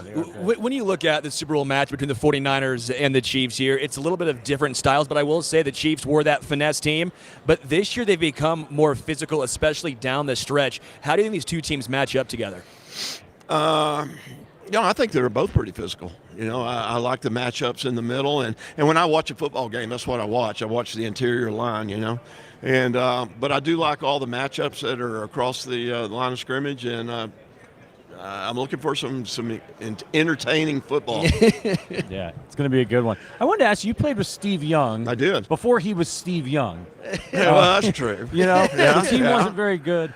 Were you able to notice, like, did you have any inkling that he would become the guy he ended up becoming? And how much of it was the team and how much of it was him growing? No, he was a playmaker from day one. You know, you saw that even at Brigham Young, you know, especially when he was with the LA Express. When he came to us, you know, we just didn't have the talent around him to make him as like he was at San Francisco, you know. Yeah. But even there, he was a great playmaker. And the one thing I always loved about Steve is that he was always trying to make something big happen. And matter of fact, it made it hard for us to pass block for him because he was never where he was supposed to be. You know, he was never 7 steps back. You know, he was always outside the pocket trying to make a play happen. So, you know, he's a great guy. He was great to be with off the field. He got him and Lydia got to be really close in that 1 year that he was there, and love that guy. How can you not love Steve Young? You can't. You can't not love him. Good analyst.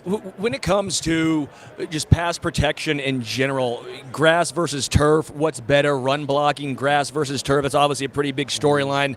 A lot of players outside of kickers, right? Right. We've talked to Robbie Gold. We talked to Robbie Gold today, and he goes, "Oh no, give us turf." We don't talk to kickers anyway.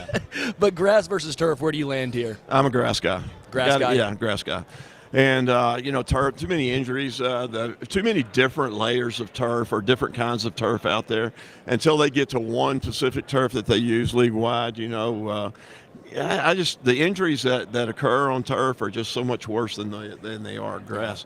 And I'm a grass guy. I love the smell of it. I love the way it feels. I hate cutting it, though. Yeah. The pellets are the worst part, man. They get in your shoes. Yeah. Those are the absolute worst. And I think about some of those turf fields like Veterans Field and the old Astrodome. Oh. You know how they just laid a piece of carpet over concrete. It's just concrete, and you're falling. And then you really need stratosphere. And then, yeah. And then the staph infections you get when you get a big turf burn. Miserable. Man. And they wonder why I'm limping around here right now. Well, mine's because this is my first time in Vegas. I didn't get the strip was this big, so I didn't wear good walking shoes the first day here. I'm an idiot, basically, is the moral of the story. Get you in the chamber. So, Creed Humphreys. We fix feet? Yeah. Oh, there we go then. I'm golden. Creed Humphreys had a little issue with snapping recently. A lot of little grounders getting thrown back to Patrick Mahomes. Is that more mental or more physical? Both.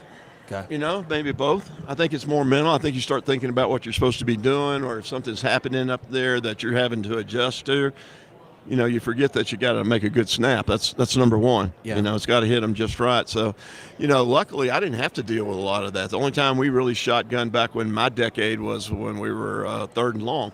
Sure. You know? Now they do it practically every play. And so, you know, I'm glad I didn't have to do it like that. You know, I'd hate to have to block Reggie White, but have to shotgun first. You know, so it makes it harder on the senders when they're obviously in because shotgun. You got to be making your first step. You got to have your hand placement already going while the ball's still going between your legs. You know, you got to be moving in the direction you're supposed to be at. So, it's tough.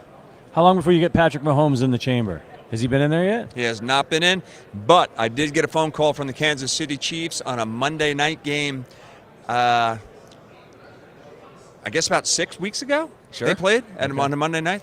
I don't remember how that happened, but they called me up and talked about it and talked about how they'd like to have that chamber and come and check it out. So I think after season's over, which is coming up quick, we're gonna have a lot of movement. Yeah, a lot of people.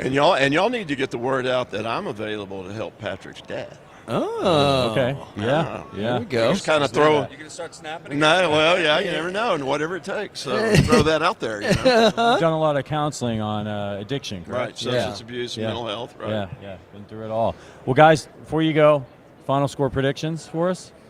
Oh, you want to score? Oh, yeah. Oh, we want to score, baby. We got a tight game. It's Tuesday. I'm saying 28-21, but I just threw that out there. That just flew out of my rear end. Okay. You know, I got to go with the 49ers only because I'm a NFC guy. Hey, okay. I can appreciate that. I can appreciate that. Bobby. Loyal man. The young quarterback. Come on, McCaffrey. They're gonna do it. Come on. Come on. Come on. Patrick Mahomes pretty good. It's going to be a good game. It's going to be a good game. There'll be a lot of great plays out there. Yeah. It'll be a good story either way. I'm just up for a great game. Yeah. You don't want it to be 24-0 at the halftime. Everybody loses interest. You want to really. The playoff games were amazing. If we can have some games like that, I mean, they were tight. All those games. Yeah. Indeed. Well, fellas, thank you so much for coming by. Thanks for having us. Great to meet you. Yeah, pleasure. Yeah. Take care. Far away left-hand handshake. We're bringing it back. Ambidextrous right there. Yeah, thank you. Thank you. We'll try that out on the strip tonight. Yeah, it's See how that goes. ambidextrous. You need to collect some cards. That's what I was told to do. First time in Vegas, I'm supposed to collect cards, whatever that means. Yeah. Don't do it. Don't do it. All right, thanks, guys. Awesome. Thanks, fellas. Yeah. Take care. All right. Appreciate you, fellas. That was really cool, man. Stratosphere is something good? that I definitely want to check out. Yeah, I mean, if you guys, we'd love to come down and check it out. So let us know. I'm in Kansas City. Kansas City and Chicago. Yeah, Kansas City right now. So if you give it in Kansas City, you know he'll be stopping by. It's coming that way. Yeah. It's just a matter of who gets in the position. Sure. To purchase. Yeah. But we're looking at some colleges now. We were talking with Dr. Dave Joyner this morning. He was former head team doc of the Olympic Committee. Yeah. Because he's all against the blood doping and Sure. drugs. Yeah. So he's real big on putting it at universities so we can get some really great studies going on. Yeah. Cool. And continue. Because that's the company. At the end of the day, even though the chamber's 10,500 pounds, it's a software company. Yeah. Because it's all about figuring out what's going on with your physiology, and the more Cool. we can Thank you so much. physiology, the better. All right. Yeah. So you become, the better everybody becomes. Yeah. Awesome. It's fascinating. We'd love to learn more. Thank you so much. Awesome. Yeah, check it out. We'll do. Perfect. All Thank right. you so much. And she even knew I was a medium. Thank you. Thank you. Yeah. Appreciate it. Appreciate it. No, medium is perfect. Thank you. yeah. Thank you. Dude, you put that on, you wash it, all the girls. Oh, I'm trying to bulk up. Yeah, just gonna guns a blazing, baby. We put mine over there. Yeah, I got it right here. Yeah, really cool. We got Dhani Jones coming up next. It's like the former player parade right now on the Arrowhead Addict podcast. By the way, if you're watching on YouTube, do us a favor, hit that like button. There you go. How you doing, sir? Oh, what's up? How you doing, Patrick? Man, no headsets or nothing. No I can't headsets. even hear myself. We got the mics. Are we going live? We're going live right now. Yeah, we're live right now. Oh, okay. Just in and out, baby. Who's watching? Who's watching? Do we have anybody can write in? They can send some everyone can questions. write in right now. Yeah, Everyone's talking right there. Where they chat with you? Where on what? We're on YouTube, On Facebook, YouTube, Facebook, Twitter. everything. All right, if you're on Twitter, you want to talk to me at D0057. Okay? Yeah. D0057. Well, that's on Instagram. If it's on Twitter or X, Yeah, get an X now. X at Dhani Jones. All right. I gotta say, I like your fit. Sterling here. Yeah, is you're a little bit showing of a me fashion up guy right now. himself. I'm you know, schlubby, but you guys. No, I mean we all have our own style, and it's good. My wife's pregnant. I'm trying to get ready for dad life. That's the wife's pregnant. Yeah, If you saw Travis Kelce. So, wait, are you saying that's what he always says? Is that his line? That's his line, yeah. Is that your line? You know what you need? So this shirt, just give you a little secret. Yeah, sure. So when you get that dad bod, oftentimes what happens is your body will start to expand. Because you start eating all the rest of the scraps and such that the kids might have. So you don't want it pulling, right? So see how my shirt doesn't pull? Little. Oh, zipper! Boom! You saw that. Look, That's little unbelievable. secret. Look at that. You can't tell. This It's is the most amazing shirt ever. You never get the incredible. pull, right? Because pull your shirt. Yeah. You see that? Tight. Yeah, that's dad bod. That's dad bod stuff that happened, right? Yeah. Or you can just, I don't know, work out, eat better. I work out, No, but man. I Run, but I eat, lift, but I eat things better. that are important. Dhani Jones here to obviously plug the shirt, but also you're here staying together to support Cafe Momentum. What is Cafe Momentum here? Cafe Momentum is an amazing organization. Started off in Dallas, Texas, and work with justice involved youth, and it's a 12-month paid program that young people come through, and really the organization was founded to allow those young people to be empowered, right? For those that are in the organization, to help them and allow them to understand that somebody believes in them, right? And stand together, works with so many different nonprofits all around the country, and really kind of works to sort of find these organizations like Cafe Momentum where we're able to empower them, right? Lift them up and recognize a better way. I mean, there's so many difficult things that are in society now that we're working through, and young people that have come through the juvenile justice system, we don't want them to go back in. We want them to have jobs, and so we want to be able to reduce those barriers, allow them to be empowered, and let them know that people believe in them. Sometimes it's just about having an opportunity. A lot of people don't have that. Right. I mean, it's like you have an opportunity with your podcast, your opportunity with your radio show on multiple platforms. Some people see the computer and getting access to one being a barrier, or an opportunity to kind of find their audience as being a barrier. So how do you reduce those barriers and increase opportunity, right? That's what technology afforded everybody to be able to do. And being here in Las Vegas, I mean, there's a lot of people that probably told Brock Purdy or Patrick Mahomes or Patrick Mahomes, right, that he couldn't be the quarterback, but then all of a sudden someone believed in them and they were able to play. I played in the Super Bowl. I missed one Super Bowl and played in another Super Bowl. And I just think about all the people that might have not believed in me, but ultimately I think it's about the people that do believe in you, that ultimately empower you, lift you up, and give you that ultimate motivation to keep going. Yeah. Obviously, playing in the Super Bowl is a much different experience, but for a player, what is it like this 2-week stretch leading up? I mean, this is like it's a pageant, right? It's long. It's long. You have the car wash, right, which is essentially going to talk to different people, different places, tell you how you feel and how you're prepared, and all of a sudden it becomes a script.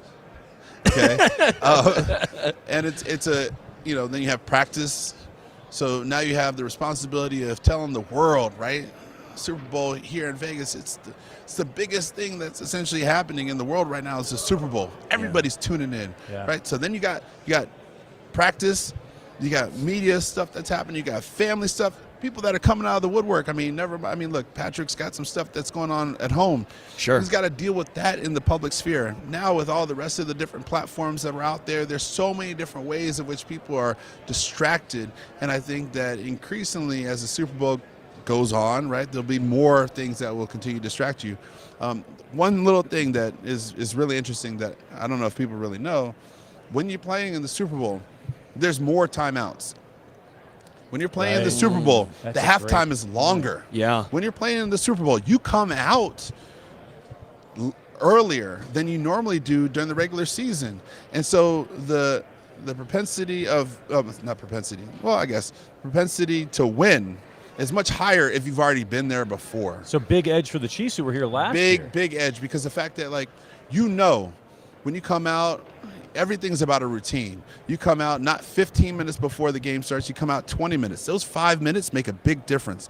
When you go in for halftime, you come out, right, 5 minutes longer. So your body has more time to recover, but at the same time relax. Yeah. Right? And then the amount of other, commercials and other things and breaks cause problems too. Yeah. Now you played for Andy Reid in Philly. And Steve Spags. Yeah, and Spags. Spags. Yeah. What is it about Andy Reid that you think has made him such a successful head coach? Well, I mean, I think he's always had his routine. I think he's always had his strategy. It's kind of like a person that has their own business, an entrepreneur. You have your formula, and you believe in your formula, and because your formula works. And you stick to your formula. Now you make a couple adjustments here or there, but you got to be a little bit stubborn in terms of like the way you're running your organization and the way that you're operating. I think Andy's been reticent or resilient. I don't know. I think you could probably say both. Reticent in the fact that what he wants to do is what he wants to do. Resilient meaning that he's stuck with him. Yeah. You were looking at dictionary.com. Yeah, I was thinking. You're like reticent and resilient. Yeah. Is Dhani getting it right? right? I'm not going to lie. I'm trying to read War and Peace right now, and so I'm having to look up like every other word. Are you lifting at the same time? Yeah, it's too heavy. Get your workout in. But Andy has a formula, and that formula has worked. Now, when he was at Philadelphia, the formula stopped at the NFC Championship, but since Kansas City, it's gone through to the Super Bowl. I want to bring up Spags again. Has he always been this creative again? I'm a little younger. That's Jim Johnson. That's all Jim Johnson. Jim Johnson, defensive coordinator for the Eagles, when he was a linebacker coach and my linebacker coach, that's where he learned it, right? All these coaches are traced back to a coaching tree. Sure. Andy has a coaching tree, right? Steve has a coaching tree, right? But Andy's actually part of his coaching tree because when he became a head coach over the Giants, it's a coaching tree. So A lot of things are traced back to people that have taught you. The way that you all interview and the way that you all are doing this amazing show are traced back to people that you all seen, that you have seen in the past, that you try to emulate here today. Yeah. Well, we know you got to get out of here. So before you leave, we got to ask you, final score prediction. What do you got? Well, before I give you a final score prediction, okay. All right. Make sure you guys go. Cafe Momentum is going to have a booth over by the SiriusXM and the FanDuel corner, right? Okay. So the 7th and the 8th of February from 11 o'clock till 1 o'clock. And a lot of the justice, those that have been in the juvenile justice system will be over there. The ambassadors, they have been a part of the system, and then they have also worked through Cafe Momentum. So you'll get a chance to meet them. So I encourage everybody to go over there to be able to do that. And you can go to cafemomentum.org/Super Bowl. All right, so check that out. All right, I want to make sure you do that. Do it. The Super Bowl, I think it's going to be a 30 to 26 type of game. I like that, 30 to 26. Okay. There's going to be a lot of points scored, but I think Patrick, he just kind of got that wiggle. No one else has a wiggle like Patrick. He does. He does. He runs like he looks like he has to go to the bathroom, but he's fast. I mean, I would use a different I don't know if I would. there, man. That's a unique description. It's a I would just say that he's got a wiggle. He's got a wiggle. He's still working on his dad jokes. You're working on. He's struggling, man. Get the zipper. Get the zipper. You know, you're good. Congratulations, by the way. Thank you. Thank you so much for coming by. Thank you. You're doing great work. Yeah. Thank you. I will say that's a former Bengal rolling with the Chiefs. You know, I mean, that's got something going there. I will say, obviously, he had Spagnuolo's there as well as Andy Reid. That is now what, 2-3 as far as today. So we have Dhani Jones and Nick Lowery who are rolling with the Chiefs. Right. And then we are rolling with Randy Grimes, Bobby Williams, rolling with the Niners. Wasn't one more Niner in there? I like all that Niner stuff, but that was a really interesting interview. You need your mic to talk. I don't know if you know that. Patrick doesn't have his mic to talk, but all right, I got to get my headphones on. Yeah, Matt Connor's here, but someone has to keep the show rolling while you put your headphones on. So then you grab your mic and put mine on. I'm just trying to be professional here. You know, our audience is sophisticated. All right, they understand what's happening here. They know that this is live. Again, if you're watching on YouTube, hit that like button for us, and let's get some more Chiefs fans in here as we are going to start wrapping this one up for you with our guy Matt Connor, and he is in. So Matt Connor, editor and chief over at arrowheadaddict.com, and of course our co-host here on the Arrowhead Addict podcast. Matt is furiously working with the whole team at Arrowhead Addict. Why are you so angrily working, Matt? To get everyone ready for the Super Bowl. How's it going, Matt? I'm good. We miss you guys. There's Matt, I miss you so much, man. I want to give you a big old hug, dude. I can't see your dome right now. Can't see your beautiful mug. But if I could give you a hug, I totally would. He's going to pop up on the screen here. It'll happen. I'll be there. It's a By the way, guys, I was in Vegas last week. I got COVID from seeing U2 at the Sphere. I went to that big, giant building. Ended up with COVID, came back. It was worth seeing. But when I was there, I saw tons of Chiefs jerseys, well before Super Bowl time. There were just Chiefs stuff everywhere. Yeah. And I would stop every one of them. I'm like, hey, do you get any, have you gotten any flack for being here in Vegas?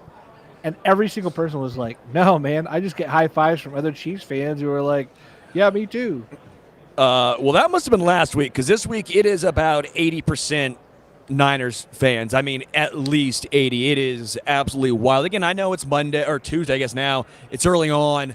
But, and again, let's be real now. Vegas is a lot closer.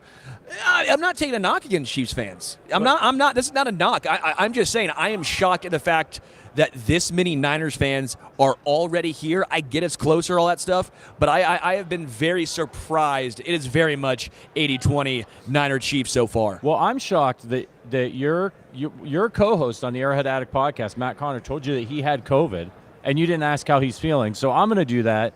Matt, how are you feeling? He's talking to us, isn't he? How fast did you bounce back? Are you out of the woods? Yeah, I'm out of the woods now. It took like a week.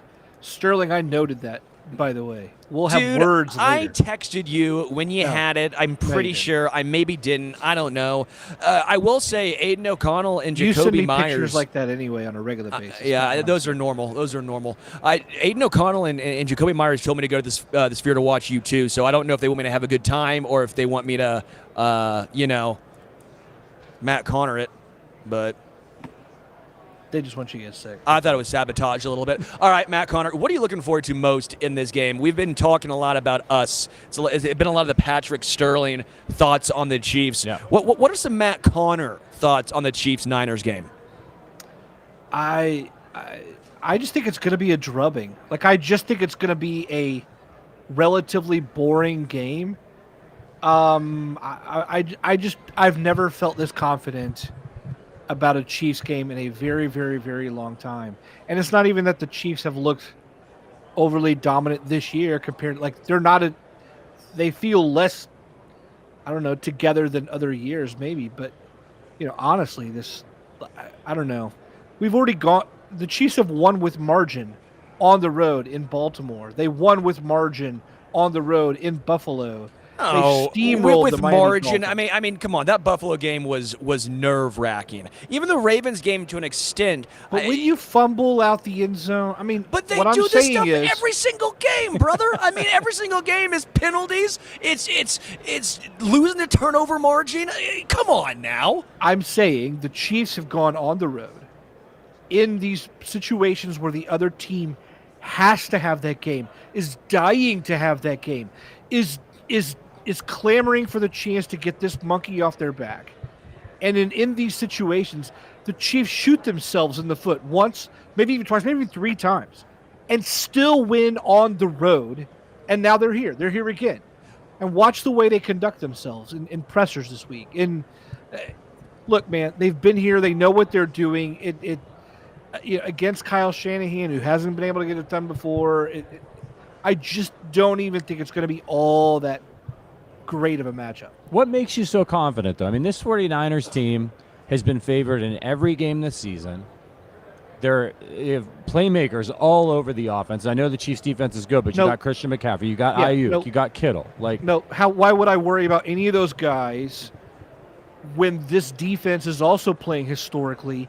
We need to talk about the Chiefs' defenders with the same sort of awe and marveling that we talk about the Niners' offensive pieces. And look, so I don't want to talk about, oh my gosh, they have George Kittle, without also saying, oh my gosh, we have L'Jarius Sneed. I don't want to say, oh my gosh, they have Deebo Samuel, without saying, oh my gosh, we have Chris Jones. I'm just not going to say what? Sorry, as your hype man, I'm just saying love it in the background. I'm ready to run through a fucking wall right now, so keep going. Background. Keep going. Well, so look, here's the thing. If I said what's the most, like, just forget all of football, basics wise, what's the most important thing you have to have? Quarterback. Then put Brock Purdy up against Patrick Mahomes and tell me by how many multiples the Chiefs are winners there. Then say, what else is the major thing? Coaching staff. Tell me which coaching staff, not only at the top, Andy Reid versus Shanahan, but just multiples of having that continuity at every. We're talking about Spagnuolo, who I couldn't believe he didn't get any votes for Assistant Coach of the Year. Couldn't believe it this year, but he should be. He's extraordinary. So all I'm saying is, in the most important categories, the Chiefs are stomping all over them. Then if you want to go like, oh, well, they've got these other stars. The Chiefs do too. We're just not used to talking about the defense in that way. In 5 years and 10 years, you're going to go, there were multiple Hall of Famers on that defense overall. I think we're going to be saying that. Who do you think they are? So I just think we're not there yet because they're so young. Who do you think the Hall of Famers on that defense are? Obviously, I think Chris Jones and McDuffie are going to get there. I know that's saying so early, but I think they're going to get there. Sneed is, of course, a lockdown. I think he's Hall of Fame, whatever. But he's all-pro talent. The linebackers are as deep as they get, around. You got the top corner combination. You're going to miss some guys. I don't like the fact that Omenihu's out. I don't like the lack of safety depth with Cook out. Edwards has been injured recently. That could be a steep fall. But just overall, man. I don't know, man. We want to tickle we want to we want to play up the Niners playmakers like the Chiefs don't have mirror image answers on defense, and they do. Yeah, I'm trying to be as unbiased as possible. It's kind of what I try and pride myself on.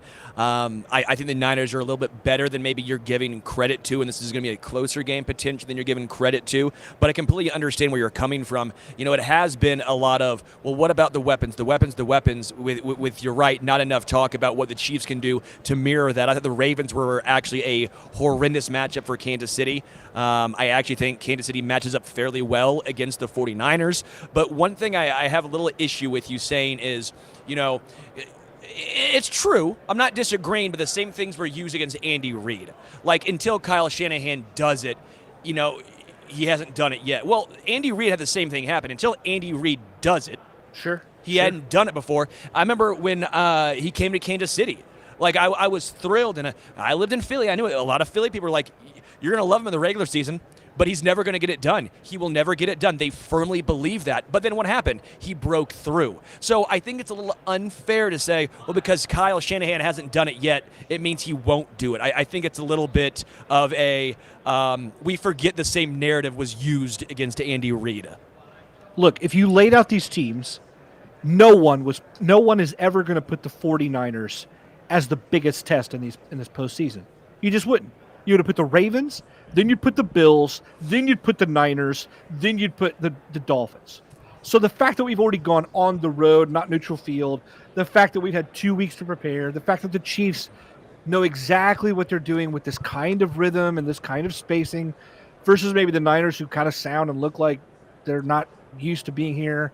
I just don't get it. I'm not afraid of CMC. I wasn't afraid of Christian McCaffrey for years with the Panthers. I'm not going to be worried now that he's on the West Coast just because Shanahan's using him instead. Look, I'm just not there. I'm not there in any way. I think the Chiefs go up early. I think they go all in, and I think it's a 20-point blowout win. I just don't see it. I love your confidence. Yeah, we were just talking to Dhani Jones, and we were talking about the edge of experience. Obviously, there were a few 49ers that are still on the team from Super Bowl 54, but most of that team has turned over. Hell, most of the Chiefs team has turned over. I think there's only 7 Chiefs left from that game, but the Chiefs won the Super Bowl last year. There's a ton of players on the Chiefs with Super Bowl experience. How much, in your eyes, is that edge in favor of the Chiefs, having gone through this whole week before, having been down at halftime to the Philadelphia Eagles and finding a way to come back, understanding the difference in the timing of the commercials and the halftime shows, just everything? How big of an edge is that for the Chiefs? How much is that going to matter? It's huge. I think you just said it. I think it's absolutely huge. I think they absolutely know exactly what to expect. They know what they're doing. That young core can build on what they've already accomplished before. Look, man, they've won the Super Bowl. They beat the Ravens. Like that game, like they've taken out the biggest juggernauts already. So they know, guys, if we just finish our business, that's all we have to do. Go about what we've already been doing. That's such a big mental difference versus like San Fran thinking, okay, we've got to beat the best. They just won last year. They're going to do it again this year, maybe. Like that mental edge, it's just all there for the Chiefs. I just don't see it for San Fran. What about Brock Purdy? Obviously, great season, great story for him. He's playing on a stacked offense. But when he played the Baltimore Ravens a few weeks ago and went up against an elite unit, he looked really lost for a lot of the game. Are we going to see something similar happen? Is Steve Spagnuolo just going to absolutely feast on this guy's inexperience? I mean, I would think so. You know, Spags is going to do what he's always done, and Purdy is right in line to. I mean, all trends in this game, the way that San Francisco likes to play, I just think he's going to be able to confuse him. Maybe we're underestimating. But there's no reason to overestimate until it's done. So it's exactly what Sterling said. You know, you could downplay Andy Reid for never having won the big game until he wins it. But yeah, until he wins it, I'm not going to pick him. I'm not going to pick him to win.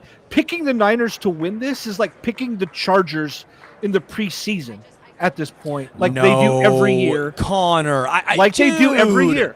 Your confidence is making me want to run through a wall.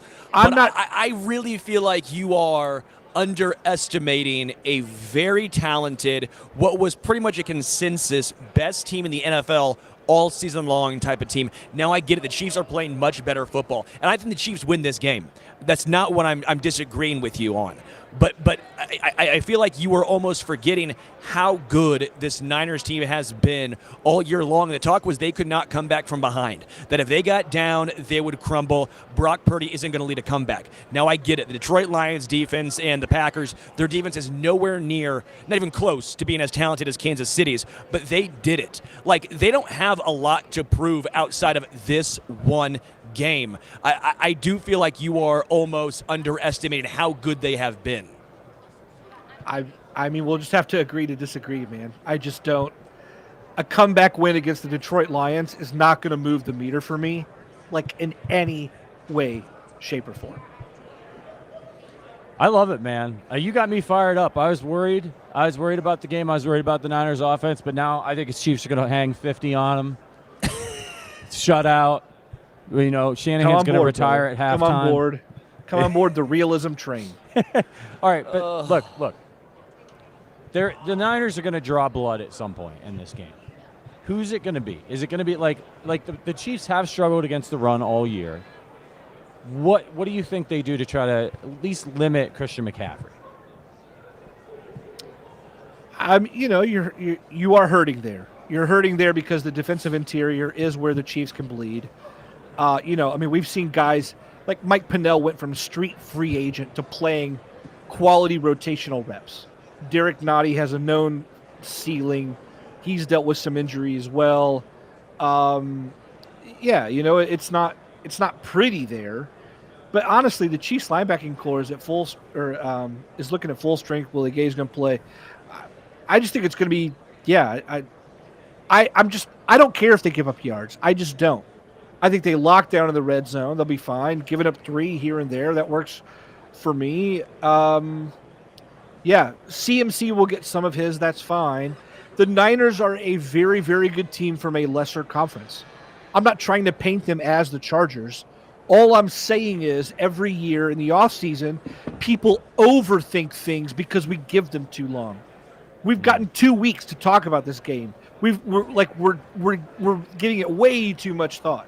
The Niners are the lesser team from the lesser conference. The Chiefs have already beaten bigger teams. They've been here before. The better quarterback, the better head coach, as good of position players on mirror images of the ball, with coaches who've been here and are the best at adjusting mid-game. Who are you really going to back there? Who's going to win? So obviously you think the Chiefs are going to win, and we'll get your final score prediction here in just a minute. Who's going to win the MVP for this game for the Chiefs? If it's going to be the Chiefs, obviously it would probably be Patrick Mahomes, soft in the quarterback, but there's an argument to be made that Pacheco could have a huge game against this Niners defense. Who do you think it's going to be? I think it'll be Pacheco. I think it's going to be Pacheco. Remember this: Damian Williams 3 years ago ran for 104 yards. By the way, that's the 18th highest in Super Bowl history. He's like a top 20 running back in Super Bowl history. Damian Williams was. So I think Pacheco beats that. I think Pacheco gets a top 10 rushing yardage in Super Bowl history in this game because the Chiefs will be ahead, and I think they're just going to run it down their throats. By the way, Pacheco doesn't drop catches either. I mean, he's on a tear right now in terms of catch rate. So I love Pacheco in that role. I think he's gonna feast. Matt, we're going to try and find a way to get you into the locker room so you can give your speech, because I think that's going to fire up the Chiefs players. I'm down. Bring me in. Well, I just got COVID last time I was there, so I don't know. Just maybe film it and play it. Maybe there. not. Make sure you're not still contagious. All right, lay it on us, man. Well, I'm going to put a spin on this. Score at halftime, final. I'm staring into your eyes right now, which is the camera. We are staring so hard. There it is. I'm staring back. I'll go 21-6 at halftime. I like it. I'll go 35-15. Wow. 15 overall. I think it's a bunch of field goals for them. Yeah, and I think Pacheco for 125 yards from scrimmage. Matt Connor from Arrowhead Addict. Matt, people got to go to the website, right? Could you just give me the pitch really quickly for if you're a podcast fan, maybe you don't read the website as much. Why do people need to be on the website starting right now all the way through Monday after the Super Bowl? And yeah, come check us out, arrowheadaddict.com. We always have the latest news there. Plus we have everything ranging from hilarious commentary on the crazy social things that are going on, whatever the latest Niners are crying about next, as well as great analysis all the way through. And not only are we into this game, but we're even previewing some draft stuff ahead of time. We're asking all the questions that everyone's asking on Twitter. We put it in basically article form and highlight the conversation that everyone's already having. Arrowheadaddict.com, editor-in-chief Matt Connor, our buddy, our co-host here on the Arrowhead Addict podcast. Matt, have a great rest of your week, man. Thanks for hopping on, and we'll see you soon, brother. Miss you guys. Looking good, though. Miss you, too. Thank you. We are looking good, Sterling. I think we're looking pretty good. Yeah. All right. Patrick. How long? This was fun. I gotta hop. I gotta interview some people, Patrick. You can hang on here as long as you want. No, we gotta shut it down. Listen, we're gonna be back tomorrow. All right. 8 a.m. Wait, Stacking 8 a.m. the box. Wait, I gotta be here doing live radio podcast work at 8 a.m. Pacific. So it'll be a little bit. Won't be as early for you all in Kansas City. Guys, that's on the Stacking the Box YouTube channel. They're gonna have Puka Nakua. They're gonna have Nate Boyer. Shannon Sharp's going to be on with Sterling and Malcolm, our Special Olympics reporter. It's going to be great. Michael Penix. Boom. Stacking the Box went at 10:15. And then at 10:35, Arrowhead Addict's going to start off with, listen to this, Dan Marino, Hall of Fame quarterback Dan Marino. We're going to get Jerry Rice's son, Brendan's going to be on. Romo Dunze is going to be on, wide receiver. Dalton Kincaid from the Buffalo Bills. That should be an interesting one. Devon Achane. We have a lineup for you tomorrow. Will Golston's going to be on. It's a teaser. You don't say everyone, no, Patrick. I'm giving them the goods, baby.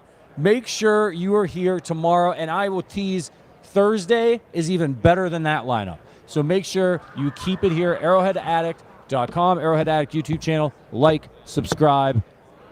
We're going to get out of here. We got some gambling to do. We got a media party tonight. Sterling's got interviews. I got to work. We got to work. We will see you guys back here tomorrow, bright and early. But until then, as always, go Chiefs.